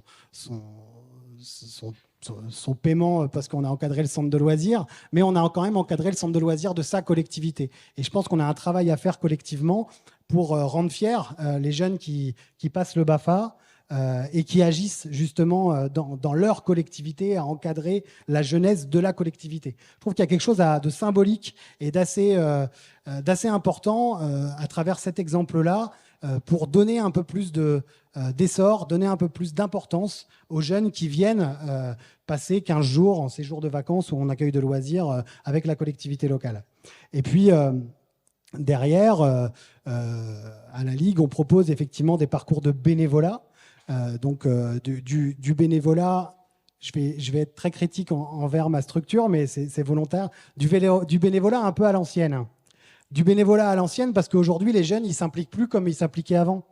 Et ils ne s'impliquent plus comme on s'impliquait, moi, à mon époque. Enfin, je ne sais pas, pour ceux qui ont lu Jacquion, l'engagement au timbre, l'engagement post-it. Claire Toury, qui est la présidente du mouvement associatif, qui est sociologue de l'engagement, dit qu'il y a une nouvelle ère de l'engagement. Elle sort un bouquin dans les prochaines semaines. Dans ce bouquin, il est expliqué qu'on a rentré dans une nouvelle ère de l'engagement. Une nouvelle ère engagement un peu Greta Thunberg, justement, on en a parlé tout à l'heure. Quand on s'engageait à mon époque, moi j'ai 40 ans, voilà, je passais d'une structure à l'autre sans beaucoup de... Voilà, je ne suis pas attaché à ma structure. Il y a 70 ans, on était très attaché avec la structure. C'était le militant qui vient s'engager dans la structure et qui va s'engager dans sa structure toute la vie, toute sa vie dans la même structure. La structure va même rentrer dans sa vie à lui. L'engagement post-it, vous connaissez tous, c'est effectivement zapping d'une structure à l'autre. On est plutôt attaché à la cause qu'à la structure en tant que telle. Et ce que dit Claire dans son bouquin, elle dit qu'on est rentré dans une troisième ère de l'engagement où en fait c'est un mix entre les deux, entre le post-it et puis le timbre. En fait, les jeunes, la génération Greta, n'ont pas envie d'attendre 50 ans pour changer la vie. N'ont pas envie d'attendre 50 ans. Ils ont envie d'agir maintenant, d'agir tout de suite. Et en fait, nos structures, vieux mouvements d'éducation populaire, la Ligue a plus de 150 ans, ou collectivités territoriales, doivent réinventer leur forme d'engagement, doivent recréer une forme différente d'engagement, beaucoup plus portée sur la valeur, beaucoup plus portée sur l'impact que l'action des jeunes ont dans leur collectivité ou dans les associations, beaucoup plus tournée vers l'action et beaucoup plus sur du temps court. Et ça, on a vraiment besoin de se le recréer. On a besoin c'est pour ça que les initiatives comme le service civique, comme le BAFA, nous permettent d'agir là-dessus, nous permettent d'avoir vraiment d'avoir un temps très... 8 mois, c'est court. 6 mois, 6, 7, 8 mois, c'est assez court de la vie d'un jeune. Et on a besoin, pendant ces 6, 7, 8 mois, d'apporter effectivement d'apporter ce qu'est la question de l'engagement citoyen, de l'intérêt général. Voilà. Donc on a vraiment cet espace-temps, à mon avis, il ne faut pas trop tarder. Les jeunes s'organisent eux-mêmes, c'est ce qui est plutôt intéressant. C'est qu'ils n'ont pas besoin des collectivités territoriales ou ils n'ont pas besoin des vieilles associations ou des vieux pour s'engager, pour agir. Ils n'ont pas besoin...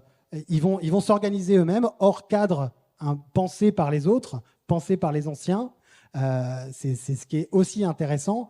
Par contre, nos cadres, ils sont quand même facilitateurs pour les jeunes. Donc il faut qu'on fasse un effort, nous, vieilles structures, nous, collectivités territoriales, pour rattraper les initiatives que prennent les jeunes, qui sont dans des cadres beaucoup moins formels que nous, beaucoup plus libres, beaucoup plus dans l'action. Et voilà, quelque chose, enfin, un exemple très concret, les jeunes pour le climat, c'est les jeunes qui sont organisés tout seuls. Ils n'ont pas attendu... France Nature Environnement ou des choses comme ça, même si France Nature Environnement a bien sûr agi, etc. Mais ils sont bien organisés par eux-mêmes et on a besoin que nous, on rattrape ces jeunes-là parce que justement, on va pouvoir leur donner quelque chose d'autre, une impulsion, un plaidoyer, une écoute de nos politiques peut-être un peu supérieure. Et voilà, là, ça, on a vraiment besoin d'évoluer, nous, collectivement. Donc il y a vraiment la question de l'évolution, de l'adaptabilité, de réinventer certaines choses. Et si on veut aller encore plus loin, est-ce que pour vous, il y a des trous dans la raquette dans les dispositifs qui existent aujourd'hui et ce qui est mis en place pour favoriser les engagements ? L'éducation nationale. Voilà. Non, mais pourquoi ? Je pense qu'on peut aborder la question de l'intérêt général différemment que ce qui est abordé par les enseignants. Et bravo aux enseignants. En ce moment, en plus, on est sur une période vraiment compliquée pour cette profession. Donc bravo aux enseignants pour ce qu'ils font, mais ils n'ont peut-être pas nécessairement les moyens d'agir comme il le faut. Mais je pense qu'on peut aborder notamment l'éducation morale et civique de façon différente, beaucoup plus dans l'agir. Et il y a des initiatives qui se font. Hein. Il y a des AMAP qui sont créés dans des collèges. Il y a des junior assos ou des ATEC qui sont créés dans des établissements scolaires, hors du cadre enseignant, et bien pour développer l'agir de groupes de jeunes. Il y a des choses qui se font de façon assez formidable, heureusement. Mais je pense qu'on pourrait aller beaucoup plus loin sur... les jeunes, ils passent un temps important quand même dans l'établissement scolaire. On a des choses sur lesquelles on pourrait travailler. Je pense notamment, j'ai fait beaucoup dans ma jeunesse de formation des délégués élèves, des formations des CA, des lycéens. C'est pas à la hauteur. C'est-à-dire qu'aujourd'hui, un délégué élève devrait pouvoir impulser des initiatives dans son établissement scolaire. Et on les cantonne à aller emmener l'élève qui est malade ou des choses comme ça. Je pense qu'on pourrait aller beaucoup plus loin sur cette partie-là, beaucoup plus loin pour que le collège, le lycée, soient des espaces vraiment d'action du jeune. Parce que s'engager, ça s'apprend sur du temps long. C'est ce que je disais tout à l'heure. Et il y a besoin de sas, d'étapes en fait, dans cet apprentissage. Il y a besoin de passer par des activités peut-être un petit peu consommatrices au départ. C'est ce qu'évoquait tout à l'heure le collègue des Francas autour de la participation. On a besoin de consommer peut-être de l'activité pour pouvoir voir quels sont les possibles.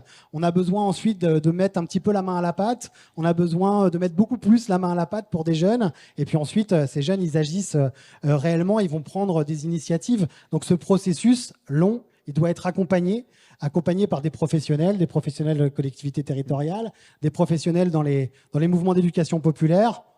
C'est pas désuet, un mouvement d'éducation populaire encore. Hein. Donc, les mouvements d'éducation populaire ont encore des capacités à accompagner ces groupes de jeunes et ces jeunes dans les territoires. Donc voilà, on a vraiment un processus à accompagner avec de la formation, avec des outils, avec des professionnels qui ont cette vision-là, la vision du long terme. Voilà.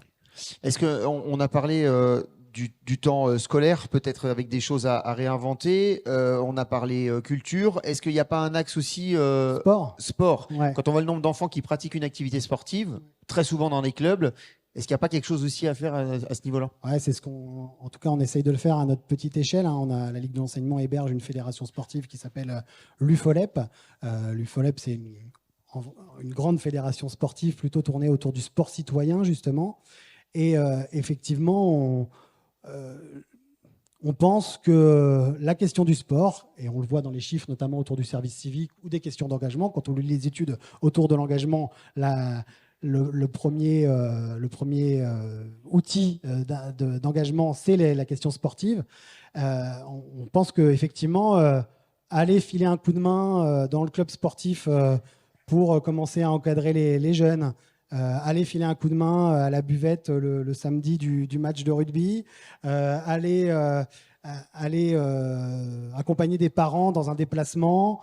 Ça fait partie effectivement de la formation du citoyen.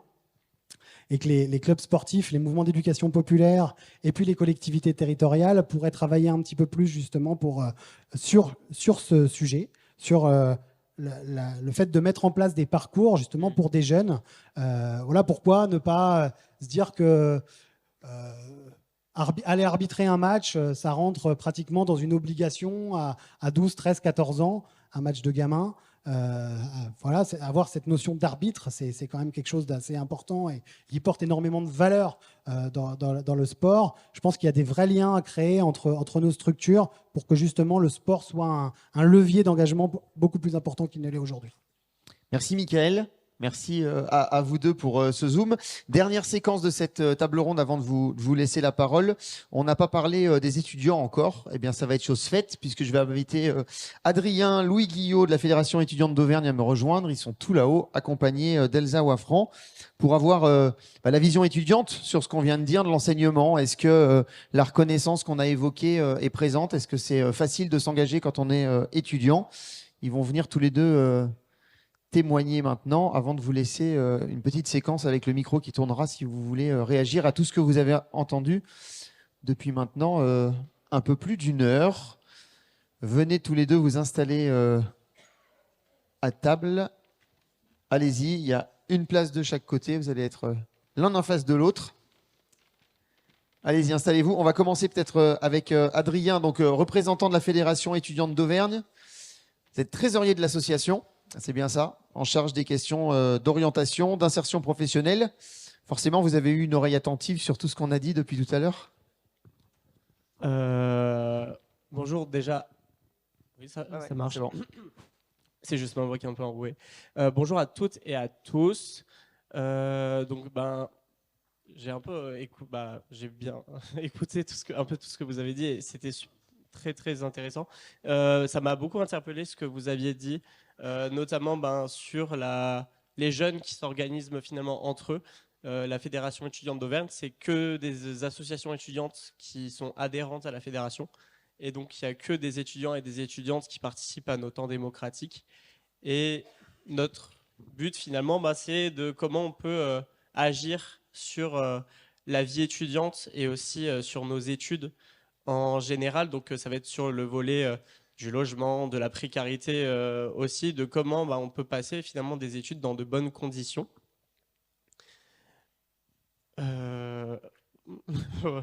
Voilà, mais notamment, ça va être évoqué sur le service civique et sur la césure, qui est ce qu'on aime beaucoup rappeler auprès de nos étudiants et étudiantes. Et même à chaque première année, on accueille les premières années de licence et au cours d'un travel tour. C'est un serious game sur une matinée et ils vont voir les différents services de l'université et on va leur présenter ce que fait la FEDEA, mais aussi quels sont les recours possibles en tant qu'un étudiant et étudiante pour s'engager en fait.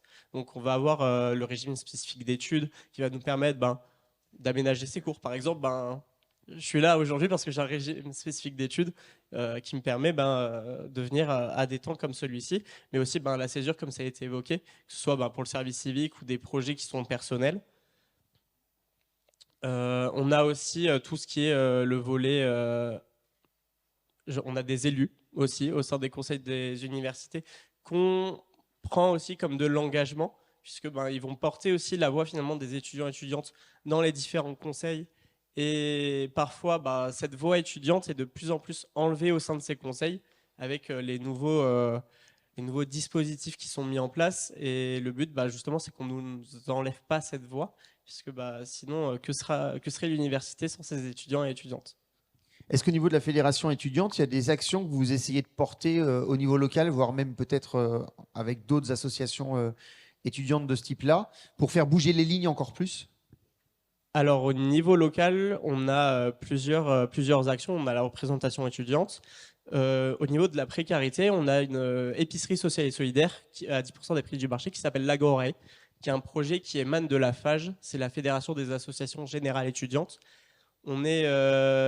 au mois de septembre ou d'octobre, la 40e Agoré a ouvert, donc ça fait beaucoup. Et on a on est en cours de recherche, mais un ou une volontaire en service civique qui vient justement pour travailler sur cette problématique. Et en plus d'être une épicerie, c'est aussi un lieu de vie pour pouvoir échanger avec d'autres étudiants, d'autres étudiantes, aussi rechercher des solutions, que ce soit en orientation, aussi en défense des droits, puisque on a des droits en tant qu'étudiant étudiante qu'on ne connaît pas forcément. On a des personnes qui sont là aussi pour soit orienter vers les bons services ou on va directement accompagner dans les démarches. Ça va aussi sur les luttes contre les discriminations. Et on va, par exemple, on travaille aussi avec Article 1 sur le volet orientation insertion professionnelle, sur des interventions en collège et lycée, sur les inégalités à l'enseignement supérieur, où ça sera un sujet qui sera traité aussi vendredi. Elsa, en complément de ce que vient évoquer Adrien, le regard sur ce que vous avez entendu et puis sur l'engagement que vous pouvez avoir. Et puis ce qui m'intéresse aussi, c'est d'avoir votre regard sur la question de la valorisation. Est-ce que le temps que vous passez, l'engagement que vous avez, est-ce qu'il est reconnu? Est-ce qu'il est bien valorisé? Ou est-ce qu'il faut qu'on aille encore plus loin et inventer encore des choses? Alors Alors déjà, bonjour à tous. Donc oui, pour rebondir sur les différents sujets qui ont déjà été abordés, notamment le service civique, c'est vrai que moi, en parallèle de mes études en première année, j'ai fait un service civique à UNICEF. Et c'est vrai que ce genre d'engagement, parfois, peuvent être compliqués, surtout en études supérieures, de faire les deux en même temps. Et c'est vrai que c'est pas forcément mis en valeur ou où on n'a pas forcément on n'a pas d'ailleurs d'aménagement ou quoi que ce soit. Et pour revenir sur la FEDEA et la représentation étudiante, je suis élue au conseil de ma fac et aussi à l'Institut.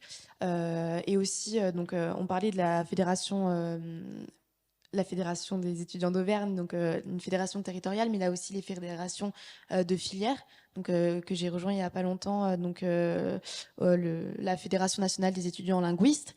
Et c'est vrai qu'on essaye de travailler tous ensemble en double maillage pour représenter les étudiants et pour faire en sorte que à toutes les échelles, que ce soit dans les universités même, pour les étudiants et aussi au gouvernement, etc., qu'on soit plus représentés et plus écoutés, que ce soit sur les problématiques de territoire et sur les problématiques liées directement aux différentes filières. Et c'est vrai que donc nous, par exemple, à l'Université Clermont-Auvergne, pour mettre en valeur nos engagements,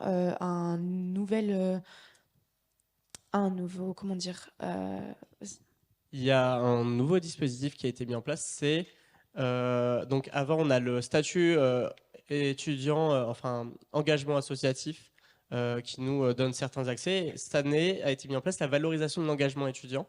C'est sur une demande que l'on fait au début d'année, où on peut soit valider une unité d'enseignement, donc qui vaut 3 crédits ECTS, donc c'est les crédits européens qui, quand on a 30 crédits, on a notre année, soit une UE libre. Les UE libres, c'est ce qu'on fait en 3e année de licence, où on va avoir une thématique extérieure de notre licence.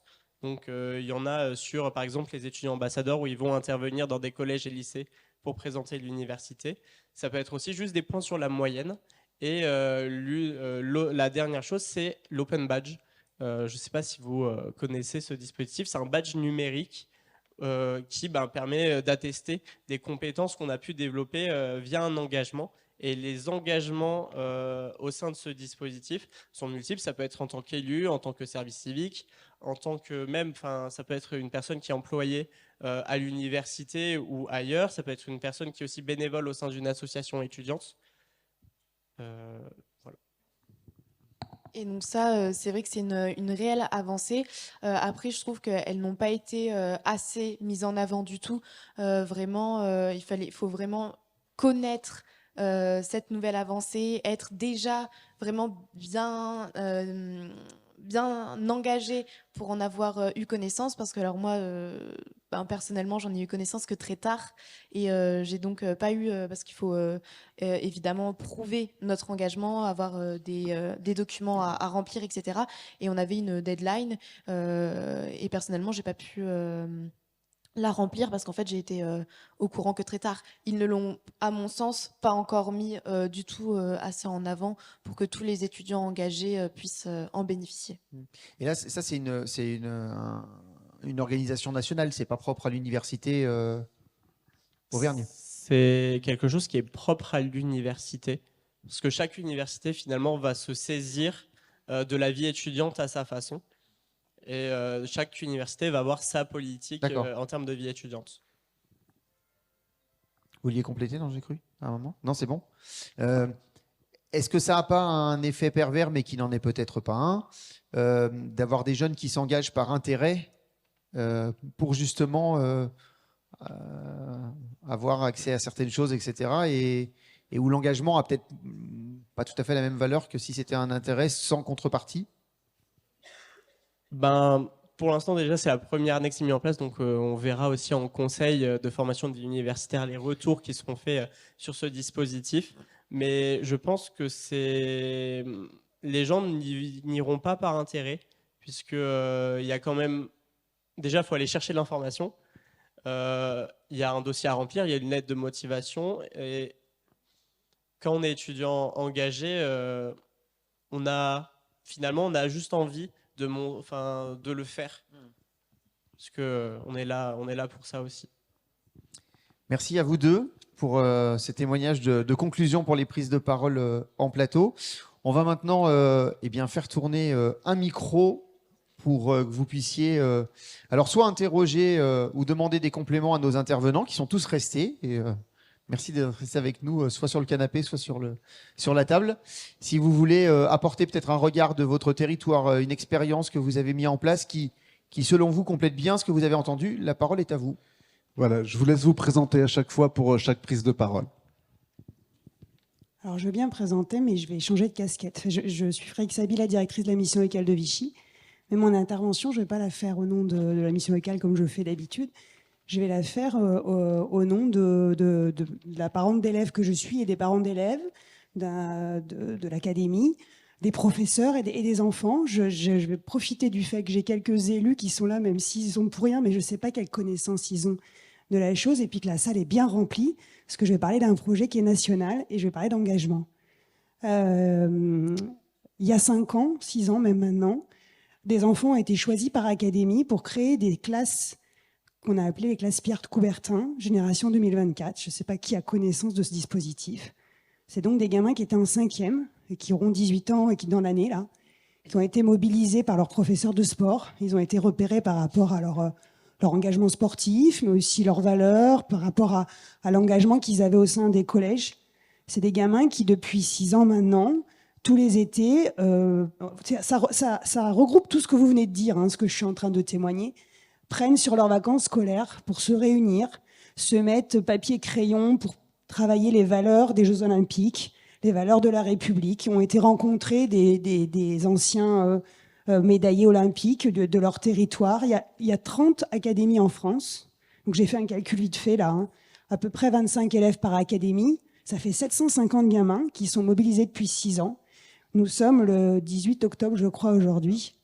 Et aujourd'hui, ils ne savent absolument pas quel va être leur rôle, alors qu'on leur a transmis il y a 5 ans, 6 ans, un rôle d'ambassadeur de la jeunesse aux Jeux Olympiques. C'est des gamins qui ont fait tout ça bénévolement. Quelle image le gouvernement renvoie? Nous, la ministre des Sports est venue il y a quelques semaines à Vichy pour les Global Games.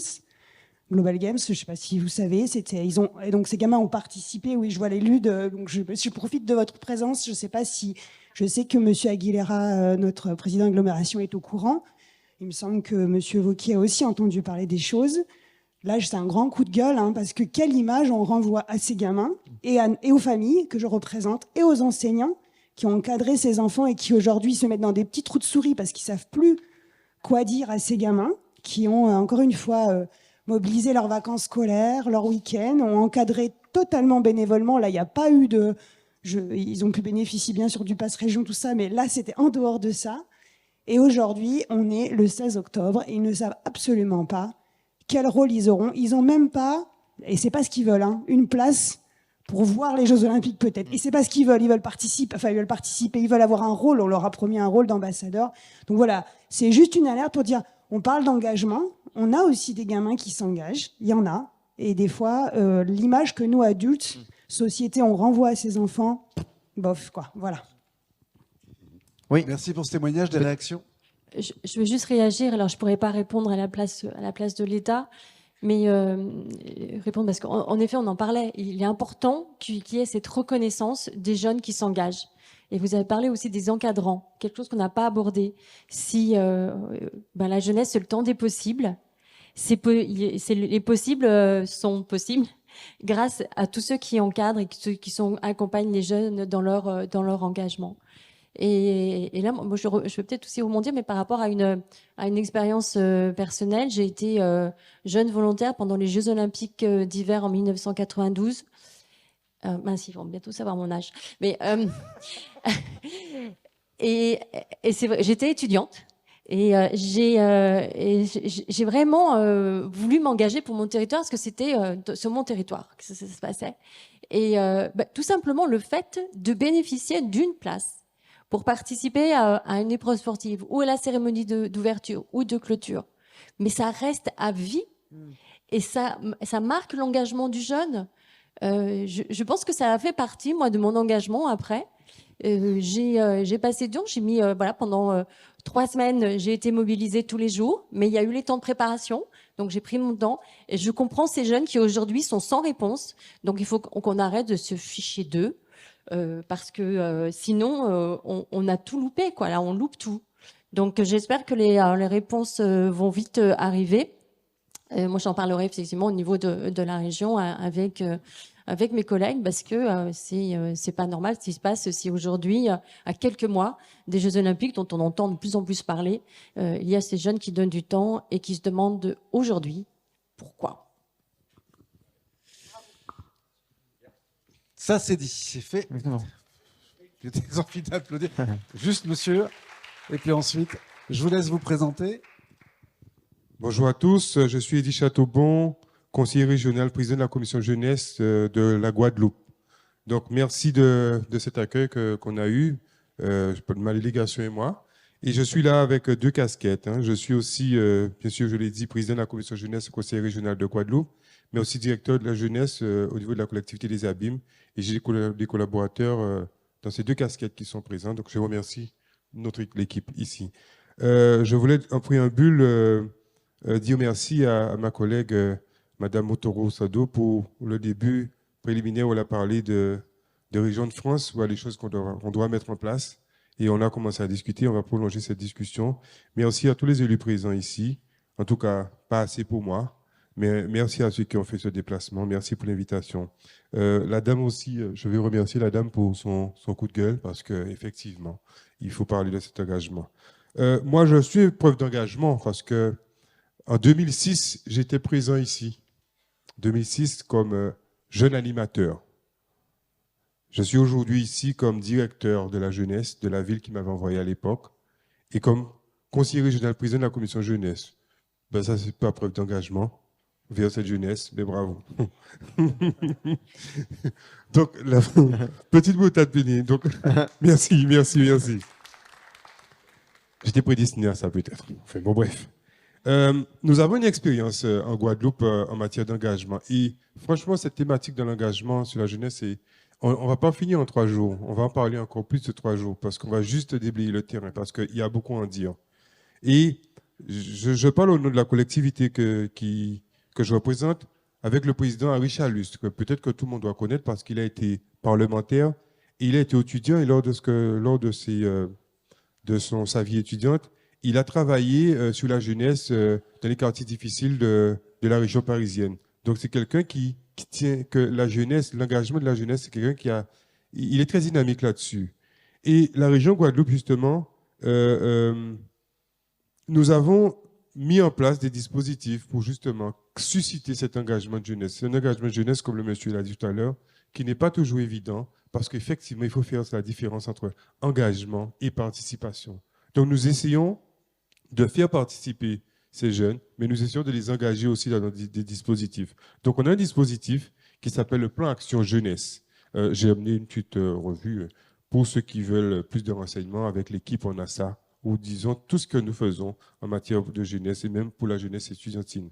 Il faut savoir que l'emploi civique aussi, que nous sommes très à cheval là-dessus, puisque depuis 2016, plus de 2000 jeunes que nous avons déjà accompagnés, pour un montant peut-être déjà de 1 200 000 €, nous accompagnons ces communes à mettre en place ces dispositifs emploi jeunes, emploi civique, et nous accompagnons parallèlement à ça ces jeunes pour leur carrière future. Okay? Nous avons aussi un service jeunesse. J'ai ma collaboratrice aussi de jeunesse qui est ici par là, qui est très active toute la jeunesse dans toute sa dimension, parce qu'on ne parle pas simplement de jeunesse, mais des jeunesses, nous en région Guadeloupe. Nous avons aussi créé depuis très peu, nous avons mis en place la commission extra-régionale jeunesse. Pourquoi l'extra-régionale? Parce que nous voulons vraiment confronter des acteurs, des jeunes qui sont acteurs de la jeunesse. Parfois, ils sont présidents d'associations de jeunesse, mais aussi parfois, ils sont simplement rien du tout. Mais nous voulons avoir leur son sur cette jeunesse et répondre à ces problématiques. Et là, toute la question, c'est de la légitimité. Ce n'est pas un conseil régional des jeunes, c'est une commission extra-régionale des jeunes, mais comment nous arrivons à avoir une légitimité de la parole de cette commission? Parce que nous envisageons aussi bientôt de mettre en place le conseil régional des jeunes. Donc il faudra que nous puissions confronter justement ces deux instances avec l'accompagnement du plan Action Jeunesse, avec d'autres accompagnements, pour que nous puissions avoir cette légitimité de la parole des jeunes. Donc, lorsqu'on parle d'engagement des jeunes, ce n'est pas simplement de les engager, mais c'est légitimer par l'action, nous, les grands, l'engagement des jeunes. Donc, j'ai plein de choses à dire, mais je crois qu'il y en a 3 jours pour en parler. Je vais m'arrêter là et vous dire merci pour les débats et nous sommes attentifs là. Merci. Merci pour ce témoignage. Merci beaucoup. Merci beaucoup. On parlait d'engagement longue durée avec vous, monsieur le conseiller régional. Quand on parle d'engagement longue durée, je me tourne vers Jean-Paul Carteret. Les enfants, l'éducation, c'est toute sa vie et ça continue en tant que premier vice-président de la MRF en charge des questions éducatives. Merci Sébastien, merci de m'avoir invité parce que c'est vraiment très riche et merci à chacun des intervenants pour tout ce que vous avez pu dire et présenter. J'ai envie de dire chacun, en ce qui vous concerne chacun. Peut-être que ce qui manque, c'est du lien dans tout ça. Je m'explique. Parce que j'étais dans la filière animation lorsque Sarah El Haïry elle a promulgué la loi, etc. J'ai travaillé avec Unicité, la Ligue de l'enseignement et compagnie par rapport à tout ça. Merci à l'animateur d'avoir évoqué les territoires ruraux. Parce que ce qui a manqué dans tout ce que j'ai entendu, c'est comment on fait pour ces jeunes en ruralité. Je rappelle juste que la ruralité, c'est plus de 80% du territoire et 33% des habitants. Vous n'en avez pas parlé, ce n'est pas un reproche. Parce que justement, c'est là que je dis, vous êtes chacun chez vous et vous faites votre truc. Et bravo, bravo. C'est comment on évoque dans les territoires ruraux, la région est concernée, le département est concerné. Et Dieu sait si dans l'Allier, on est dans un département rural. Comment on fait pour ces jeunes? Moi, j'ai un agrément pour les services civiques avec l'AMR Haute-Saône. Je suis en Haute-Saône. On n'a pas de candidats. Les collectivités, les maires ruraux sont prêts à les accueillir dans leur commune. On n'en a pas. Les jeunes, on ne les voit pas. Alors j'ai envie de me tourner vers les jeunes. Ils sont avec vous à l'université. Comment les jeunes peuvent aider les jeunes des territoires ruraux? Comment on a évoqué l'engagement avec Sarah El Haïry, rappelez-vous, je ne sais pas si c'était vous, je ne me rappelle plus. On a évoqué cette carte de l'engagement qui pourrait additionner sur une même carte, j'ai envie de dire, de visite, les diplômes, l'engagement BAFA, l'engagement service civique, l'engagement chez les pompiers, etc. Est-ce qu'on ne pourrait pas tous ensemble avoir un tronc commun, au lieu que chacun fasse son truc? Bravo à Aurillac qui a pensé aux enfants de l'école primaire. Parce que nous, en territoire rural, on en reparlera demain matin, on a les enfants d'école primaire, les autres, on ne les voit pas. Et pourtant, 80% du territoire. Comment on fait pour mettre du lien dans tout ça? Comment les jeunes des territoires ruraux, on va les aider à avoir un logement, à se déplacer? Parce qu'il y a les problèmes de mobilité. C'est énorme au quotidien, tout ça pour nous tous. Et pourtant, la ruralité, excusez-moi, c'est la richesse de la France. Merci. Merci. Peut-être une réponse de Guillaume pour l'ANASEJ? Bah, si je peux me permettre, moi je suis jeune issu d'un territoire rural. Enfin, j'habite maintenant dans un territoire, on est 200 habitants dans un village. Je peux vous assurer que les difficultés, je pense qu'on les connaît et on les soulève aussi. On en a parlé. Moi, je vais prendre l'exemple de l'ANASEJ. Je l'ai beaucoup soulevé durant mes 2 ans de mandat. Ça a été aussi une de mes préoccupations durant mon mandat. Et on a vu, j'ai vu autour de chez moi des conseils de jeunes qui ont émergé, qui ont été, qui ont débuté, on va dire, mais qui n'ont pas réussi à tenir, justement par rapport aux questions que vous soulevez, les questions de mobilité. C'est vrai que c'est compliqué de se déplacer dans ces territoires ruraux. Il faut toujours compter soit sur ses parents, soit sur un vélo. Mais bon, quand vous avez 5 ou 10 kilomètres entre chaque village, allez-y en hiver quand il fait froid ou quand il pleut pour aller juste dans un conseil. Pour la parole, pour donner sa parole, c'est vrai que c'est assez difficile et ces questions, elles sont soulevées, ces questions, elles sont réfléchies et je pense qu'il y a des actions dans le futur qui vont justement être mises en place pour justement soutenir les territoires ruraux et la jeunesse des territoires ruraux justement. Frédéric ? Oui, je voudrais apporter une réaction d'une part pour effectivement faire un mea culpa. Je pense que encore une fois, on a oublié les jeunes issus des territoires ruraux. Vous avez tout à fait raison, parce qu'ils sont effectivement placés dans l'invisibilité. Et donc, il faut s'efforcer à les voir. Je suis complètement d'accord avec vous. Et vous dire qu'en plus, on arrive à faire des choses quand on coopère. Je donne un exemple pour montrer qu'il y a quand même des choses positives. Et un exemple justement qui est associé à la MRF. Unicité, la MRF, on est rentré en partenariat sur une mission dans les territoires ruraux, une mission qui avait pour vocation de promouvoir les mobilités douces et durables dans les territoires ruraux. En Auvergne, mon collègue pourrait témoigner, donc on a mis en œuvre ce programme dans le massif du Sancy. Autant vous dire un territoire magnifique, mais compliqué en matière d'intervention quand il s'agit de mobiliser la jeunesse. Eh bien, en se mettant ensemble, en travaillant avec la collectivité sur les questions d'hébergement, de mobilité, d'engagement, en prenant le temps d'aller chercher les jeunes, eh bien, on a réussi ce programme qui a été salué par tout le monde. Ça, voilà, c'était un programme sur un temps long, 4 ans, mais voilà, avec différents acteurs, avec de l'envie, avec des efforts, avec des moyens, eh ben, on arrive quand même à faire des choses dans ces contextes vis-à-vis de cette jeunesse qui est effectivement trop souvent placée dans l'invisibilité. Et sûrement avec un temps d'accompagnement, de sensibilisation, de pédagogie, d'explication encore plus important, qui est peut-être sous-estimé aujourd'hui pour arriver à toucher ces jeunes-là. Réaction rapide et puis après une prise de parole tout au sommet de la salle. Oui, réaction rapide, effectivement, parce que vous avez entièrement raison. Un exemple d'une réussite en région centre Val-de-Loire, donc pas très très loin d'ici, mais du côté de Montargois, voilà, mais plutôt très très très milieu rural également. Je pense qu'il faut qu'on bosse sur des combinaisons de dispositifs. On parlait de service civique, combiner une maison des volontaires en service civique, leur permettant de les accueillir, voilà, combiner à éventuellement un lieu ressource pour les associations, qu'elles puissent avoir justement des ressources, des formations, voilà, combiné à un dispositif, une maison France Service. Enfin voilà, il faut qu'on arrive à combiner plusieurs éléments ensemble, parce qu'effectivement, un seul des dispositifs ne peut pas faire un équipement. Il faut justement qu'on repense d'autres équipements, et on voit fleurir quand même la question des tiers-lieux en milieu rural. Et il faut peut-être que ces tiers-lieux, on les questionne un peu plus, associations, collectivités territoriales, pour se dire qu'est-ce qu'on pourrait rajouter à cet équipement qui devient du coup comment on fait pour créer des services nouveaux à la population à travers ces équipements tiers-lieux notamment. Et je pense que là, on a des brides de solutions. Il faut sûrement qu'on se mette un peu plus autour de la table et qu'on discute un petit peu plus collectivement. Réaction rapide aussi de Jean-François. Oui, je vais être discipliné, je vais être synthétique.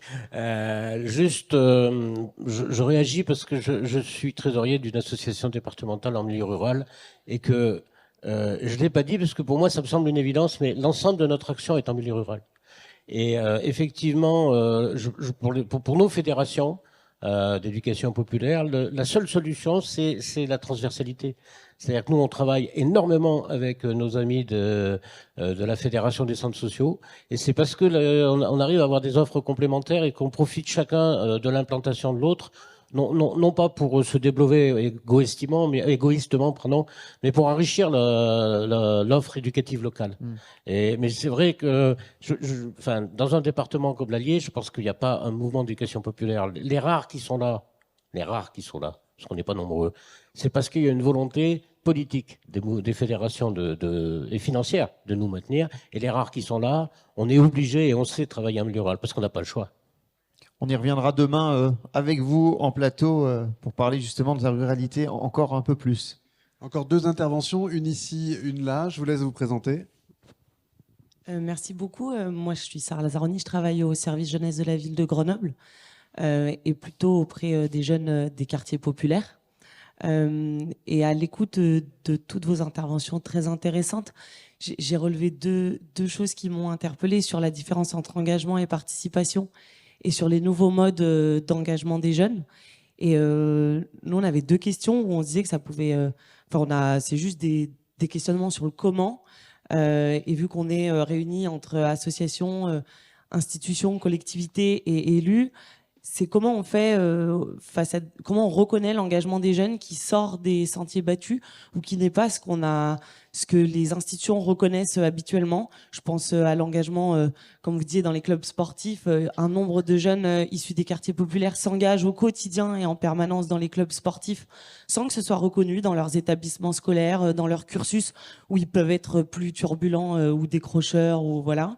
Je pense aussi à l'engagement dans les associations religieuses, dans lesquelles ils ont beaucoup d'engagement de solidarité, de maraude, etc. Comment on reconnaît aussi cet engagement-là qui correspond pas toujours à ce que les institutions on va valider, mais qui aident l'engagement et qui marquent leur parcours.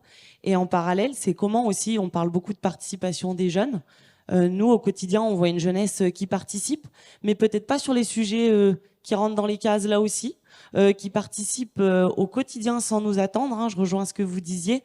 Qui, quand ils participent, nous on représente la ville de Grenoble, ils viennent souvent incriminer la ville de Grenoble. Donc en tant qu'institution, comment on fait avec ça et avec des sujets qui, voilà, hein, on a eu des émeutes récemment, il y a les questions de climat, il y a une jeunesse qui est en colère, mais c'est une manière de participer.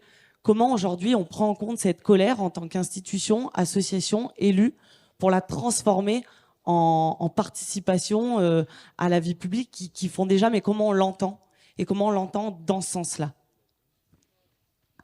Quelqu'un veut réagir?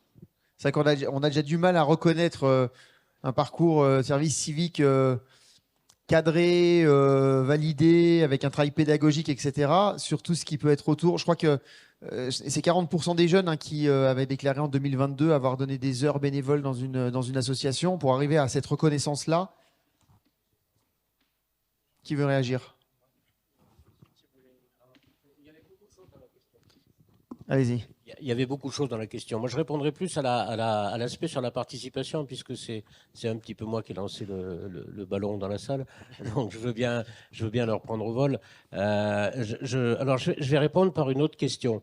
C'est-à-dire, je crois que chaque fois, et surtout peut-être dans les quartiers dits difficiles, l'animateur, à mon avis, alors excusez-moi, je vais faire de la psychologie de comptoir.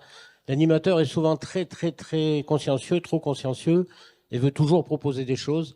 Et de manière inconsciente, l'animateur, il instrumentalise. Il instrumentalise. Donc j'aurais tendance à dire, à chaque fois que des jeunes, surtout des jeunes qui sont déjà peut-être repérés comme difficiles, des jeunes qui aussi sont en situation de projet, chaque fois qu'il y a des initiatives de conseil municipal, de junior associations, d'associations temporaires d'enfants citoyens, j'aurais tendance à dire le premier travail de l'accompagnateur, du responsable du secteur, de l'élu en référence, parce que c'est aussi un problème politique, c'est de dire attention, où commence l'instrumentalisation, où s'arrête la participation des jeunes. C'est pas une recette. Je réponds à une question, pas une question. Moi, malheureusement, je n'ai pas de réponse à cette question. Je pense qu'effectivement, c'est une excellente question et la réponse, elle peut être que presque culturelle et politique. Comment effectivement valoriser toutes les formes d'engagement. Mais je vous remercie pour cette question parce que c'est quelque chose moi que je voulais soulever. On sait, la jeunesse, à l'image de la société, elle est traversée de plein d'inégalités territoriales, sociales, etc. Il ne faudrait pas que l'engagement, qu'on retrouve en fait ces inégalités dans l'engagement. Autrement dit, il ne faudrait pas qu'il y ait de l'élitisme dans l'engagement, qu'il y ait un engagement qui soit premier de la classe, c'est-à-dire l'engagement politique, un engagement deuxième de la classe, c'est l'engagement service civique. Enfin, je dis n'importe quoi. Et puis que... à la fin, on a l'engagement de ceux qui sont déjà les moins bien placés dans la société. Donc ça, c'est un vrai sujet. C'est un vrai sujet. Et je pense, faut arriver à ce que nous, professionnels, on le travaille. L'entre-soi dans notre société, là, c'est une catastrophe, quoi. Donc, faut pas non plus qu'on cultive, encore une fois, l'entre-soi au travers de l'engagement. Donc, je souscris pleinement à votre question. Malheureusement, j'ai pas de réponse toute faite, mais je suis prêt désireux de travailler avec vous là-dessus. Même exercice d'une réaction rapide de Michael et ensuite. Ouais, très rapide. On a abordé tout à l'heure la question de l'open badge. Je trouve que c'est pas la solution, hein, c'est pas du tout, mais en tout cas peut-être que on peut s'inspirer de ce qui est mis en place sur cette question-là. Donc l'open badge, la question de la reconnaissance et la valorisation des compétences acquises par les jeunes via un outil numérique, mais à la limite, l'outil numérique, on s'en contrefiche. C'est plutôt la démarche qui est intéressante. Par contre, le problème avec cet outil, c'est qu'il ne peut fonctionner que sur l'open badge, donc le petit badge qui vient encapsuler toutes les compétences que les personnes ont acquises. Il peut fonctionner que si la communauté des personnes qu'il y a autour, c'est-à-dire les employeurs, donc toutes les entreprises de territoire. Donc en fait, ça ne peut se réfléchir que par territoire. parce qu'il faut bosser avec la communauté des employeurs pour justement venir qualifier et venir mettre des mots, des images sur les compétences des jeunes. Et c'est là où ça devient compliqué. C'est là où réunir un écosystème d'employeurs, de collectivités, d'associations, de structures jeunesse pour aller travailler sur cette question-là, c'est assez complexe. Et en plus, ça ne fait que lier très très fortement engagement et employabilité, et c'est pas tout à fait ce qu'on veut quand même. Donc il y a sûrement des choses, c'est sûrement une piste, mais ça reste vraiment à creuser. Merci. La dernière question de la salle. Oui. Oui, bonjour, Thierry Buffetot, communauté d'agglomération du Libournais, donc 45 communes, dont une de 25 000 habitants, le Libournais à proximité de Bordeaux. Depuis 10 ans, moi, je dirige et coordonne le service jeunesse de la Cali sur un public 12 à 25 ans, avec particulièrement un zoom sur les collégiens lycéens. Je trouve que l'échelle d'une communauté d'agglomération comme la nôtre est intéressante justement pour développer une politique jeunesse en direction des collégiens lycéens, parce que nous sommes sur un territoire assez petit pour de la proximité avec des espaces jeunes, des collèges, des lycées, et assez grand pour pouvoir se permettre des projets innovants et intéressants. Effectivement, aujourd'hui, si on regarde le conseil régional, dans sa forme et sa façon d'agir, ou le conseil départemental chez nous de Gironde, ils ont des dispositifs, ils nous proposent beaucoup de choses, mais ils sont parfois un peu éloignés du terrain et des publics. Et donc, nous, on se fait relais sur notre territoire de tout ce qui peut être proposé déjà par les autres acteurs avec qui on travaille pleinement. Nous avons développé donc 7 espaces jeunes sur le territoire en direction des publics adolescents, jeunes adultes. Nous avons un bureau d'information jeunesse qui est la clé d'entrée, la vitrine et la visibilité qui se fait sur tout le territoire. Nous travaillons en lien avec tous les collèges et lycées sur des projets communs participatifs. L'agglomération a développé aussi, en termes de mobilité, les bus gratuits pour tous les habitants de la Cali et bien évidemment pour les jeunes. Et donc aujourd'hui, en 10 ans, nous sommes passés d'un public de 10% du potentiel des jeunes du territoire à 25%, en développant justement tous ces liens avec l'ensemble des partenaires côté jeunesse, que ce soit, donc, je le disais, les collectivités locales, mais aussi les associations qui sont présentes en termes de prévention spécialisée, de santé, de mobilité, la mission locale, etc. Donc on a réussi à connecter un peu tout le monde dans un programme politique assez conséquent. On parle de participation, d'engagement. Je crois que la première des choses, c'est de développer une politique jeunesse visible en lien avec tous les acteurs et qu'elle soit portée, coordonnée par une collectivité engagée et avec des élus engagés, ce qui est le cas chez nous en fait. Et du coup, aujourd'hui, maintenant, depuis 3 ans, on va beaucoup plus loin dans la démarche. On a développé un espace numérique en lien avec des lycéens, c'est l'espace jeune, le 8e, l'espace jeune virtuel sur lequel ils peuvent faire et voir énormément de choses, dans lequel on y trouve aussi une chaîne YouTube qui a été créée en lien avec les options cinéma du lycée Max Linder à Libourne et qui gère totalement, une manière aussi de mettre en visibilité l'ensemble de ce que font les jeunes, qui produisent par eux-mêmes des films, des vidéos. Donc il y a à la fois dans l'idée aussi de pouvoir mettre en lumière tout ce qu'ils peuvent faire pour valoriser les formes d'engagement qu'ils peuvent avoir. Depuis 2 ans maintenant, ce sont des développements de projets dans le cadre d'Erasmus en lien avec d'autres pays, puisque l'idée, en termes de mobilité, on s'est rendu compte que les jeunes du territoire avaient des difficultés à se bouger, même à aller dans un lycée à 100 km faire des études. Donc c'est se dire qu'on veut donner la chance à tous les jeunes du territoire d'avoir au moins une fois dans leur vie de collégien, lycéen, d'avoir une porte d'entrée sur une mobilité, avoir au moins une expérience. Donc évidemment, tout ça, ça demande des moyens, ça demande de l'investissement, mais on a développé aussi énormément de moyens pour aller chercher des financements extérieurs, puisque quasiment 50% de nos budgets sont des budgets qui sont extérieurs à notre collectivité. Alors la chance, parce que bien évidemment, ça paraît comme ça très beau, quand la collectivité s'est créée il y a 10 ans, il y avait quand même déjà 3 anciennes communautés de communes qui avaient chacune 1 ou 2 espaces jeunes existants. Et donc, il y avait déjà, à l'arrivée de cette nouvelle collectivité, une douzaine de professionnels de la jeunesse sur le terrain. on a réussi à en obtenir en supplément. Mais je crois que ce qui a été intéressant, c'était en 10 ans de passer d'une logique pour les professionnels d'une politique jeunesse de secteur, c'est-à-dire moi, ce sont mes jeunes dans mes 3 communes autour. Aujourd'hui, tous les professionnels sont dans l'idée de se dire mon public potentiel, c'est le public c'est tous les jeunes du territoire de la communauté d'agglomération. Donc on est dans un travail coopératif à toutes les équipes du service, en lien avec le bureau d'information jeunesse, et avec ce développement effectivement à l'extérieur, vers du travail hors les murs et tous les autres partenaires. Merci beaucoup pour ce témoignage et des sujets que vous avez esquissés dans vos prises de parole, dont on parlera demain sur la question rurale, sur la question de la territorialisation des politiques jeunesse, du rôle des jeunes dans la construction. Tout ça, on en parlera également demain. Je voudrais vous remercier tous les 9 d'être venus témoigner et d'avoir apporté votre regard. On peut les applaudir. Merci à vous. Et merci à vous de votre attention. La suite du programme, qu'est-ce qui va se passer maintenant ? Sébastien, la parole est à toi. Merci à nos intervenants, merci à la salle. Je sais que j'en ai frustré certains, parce qu'on pourrait continuer à débattre, mais ce sera le cas autour de l'apéritif. Je vais vous inviter, sous les applaudissements de l'audience, à rejoindre vos places au premier rang.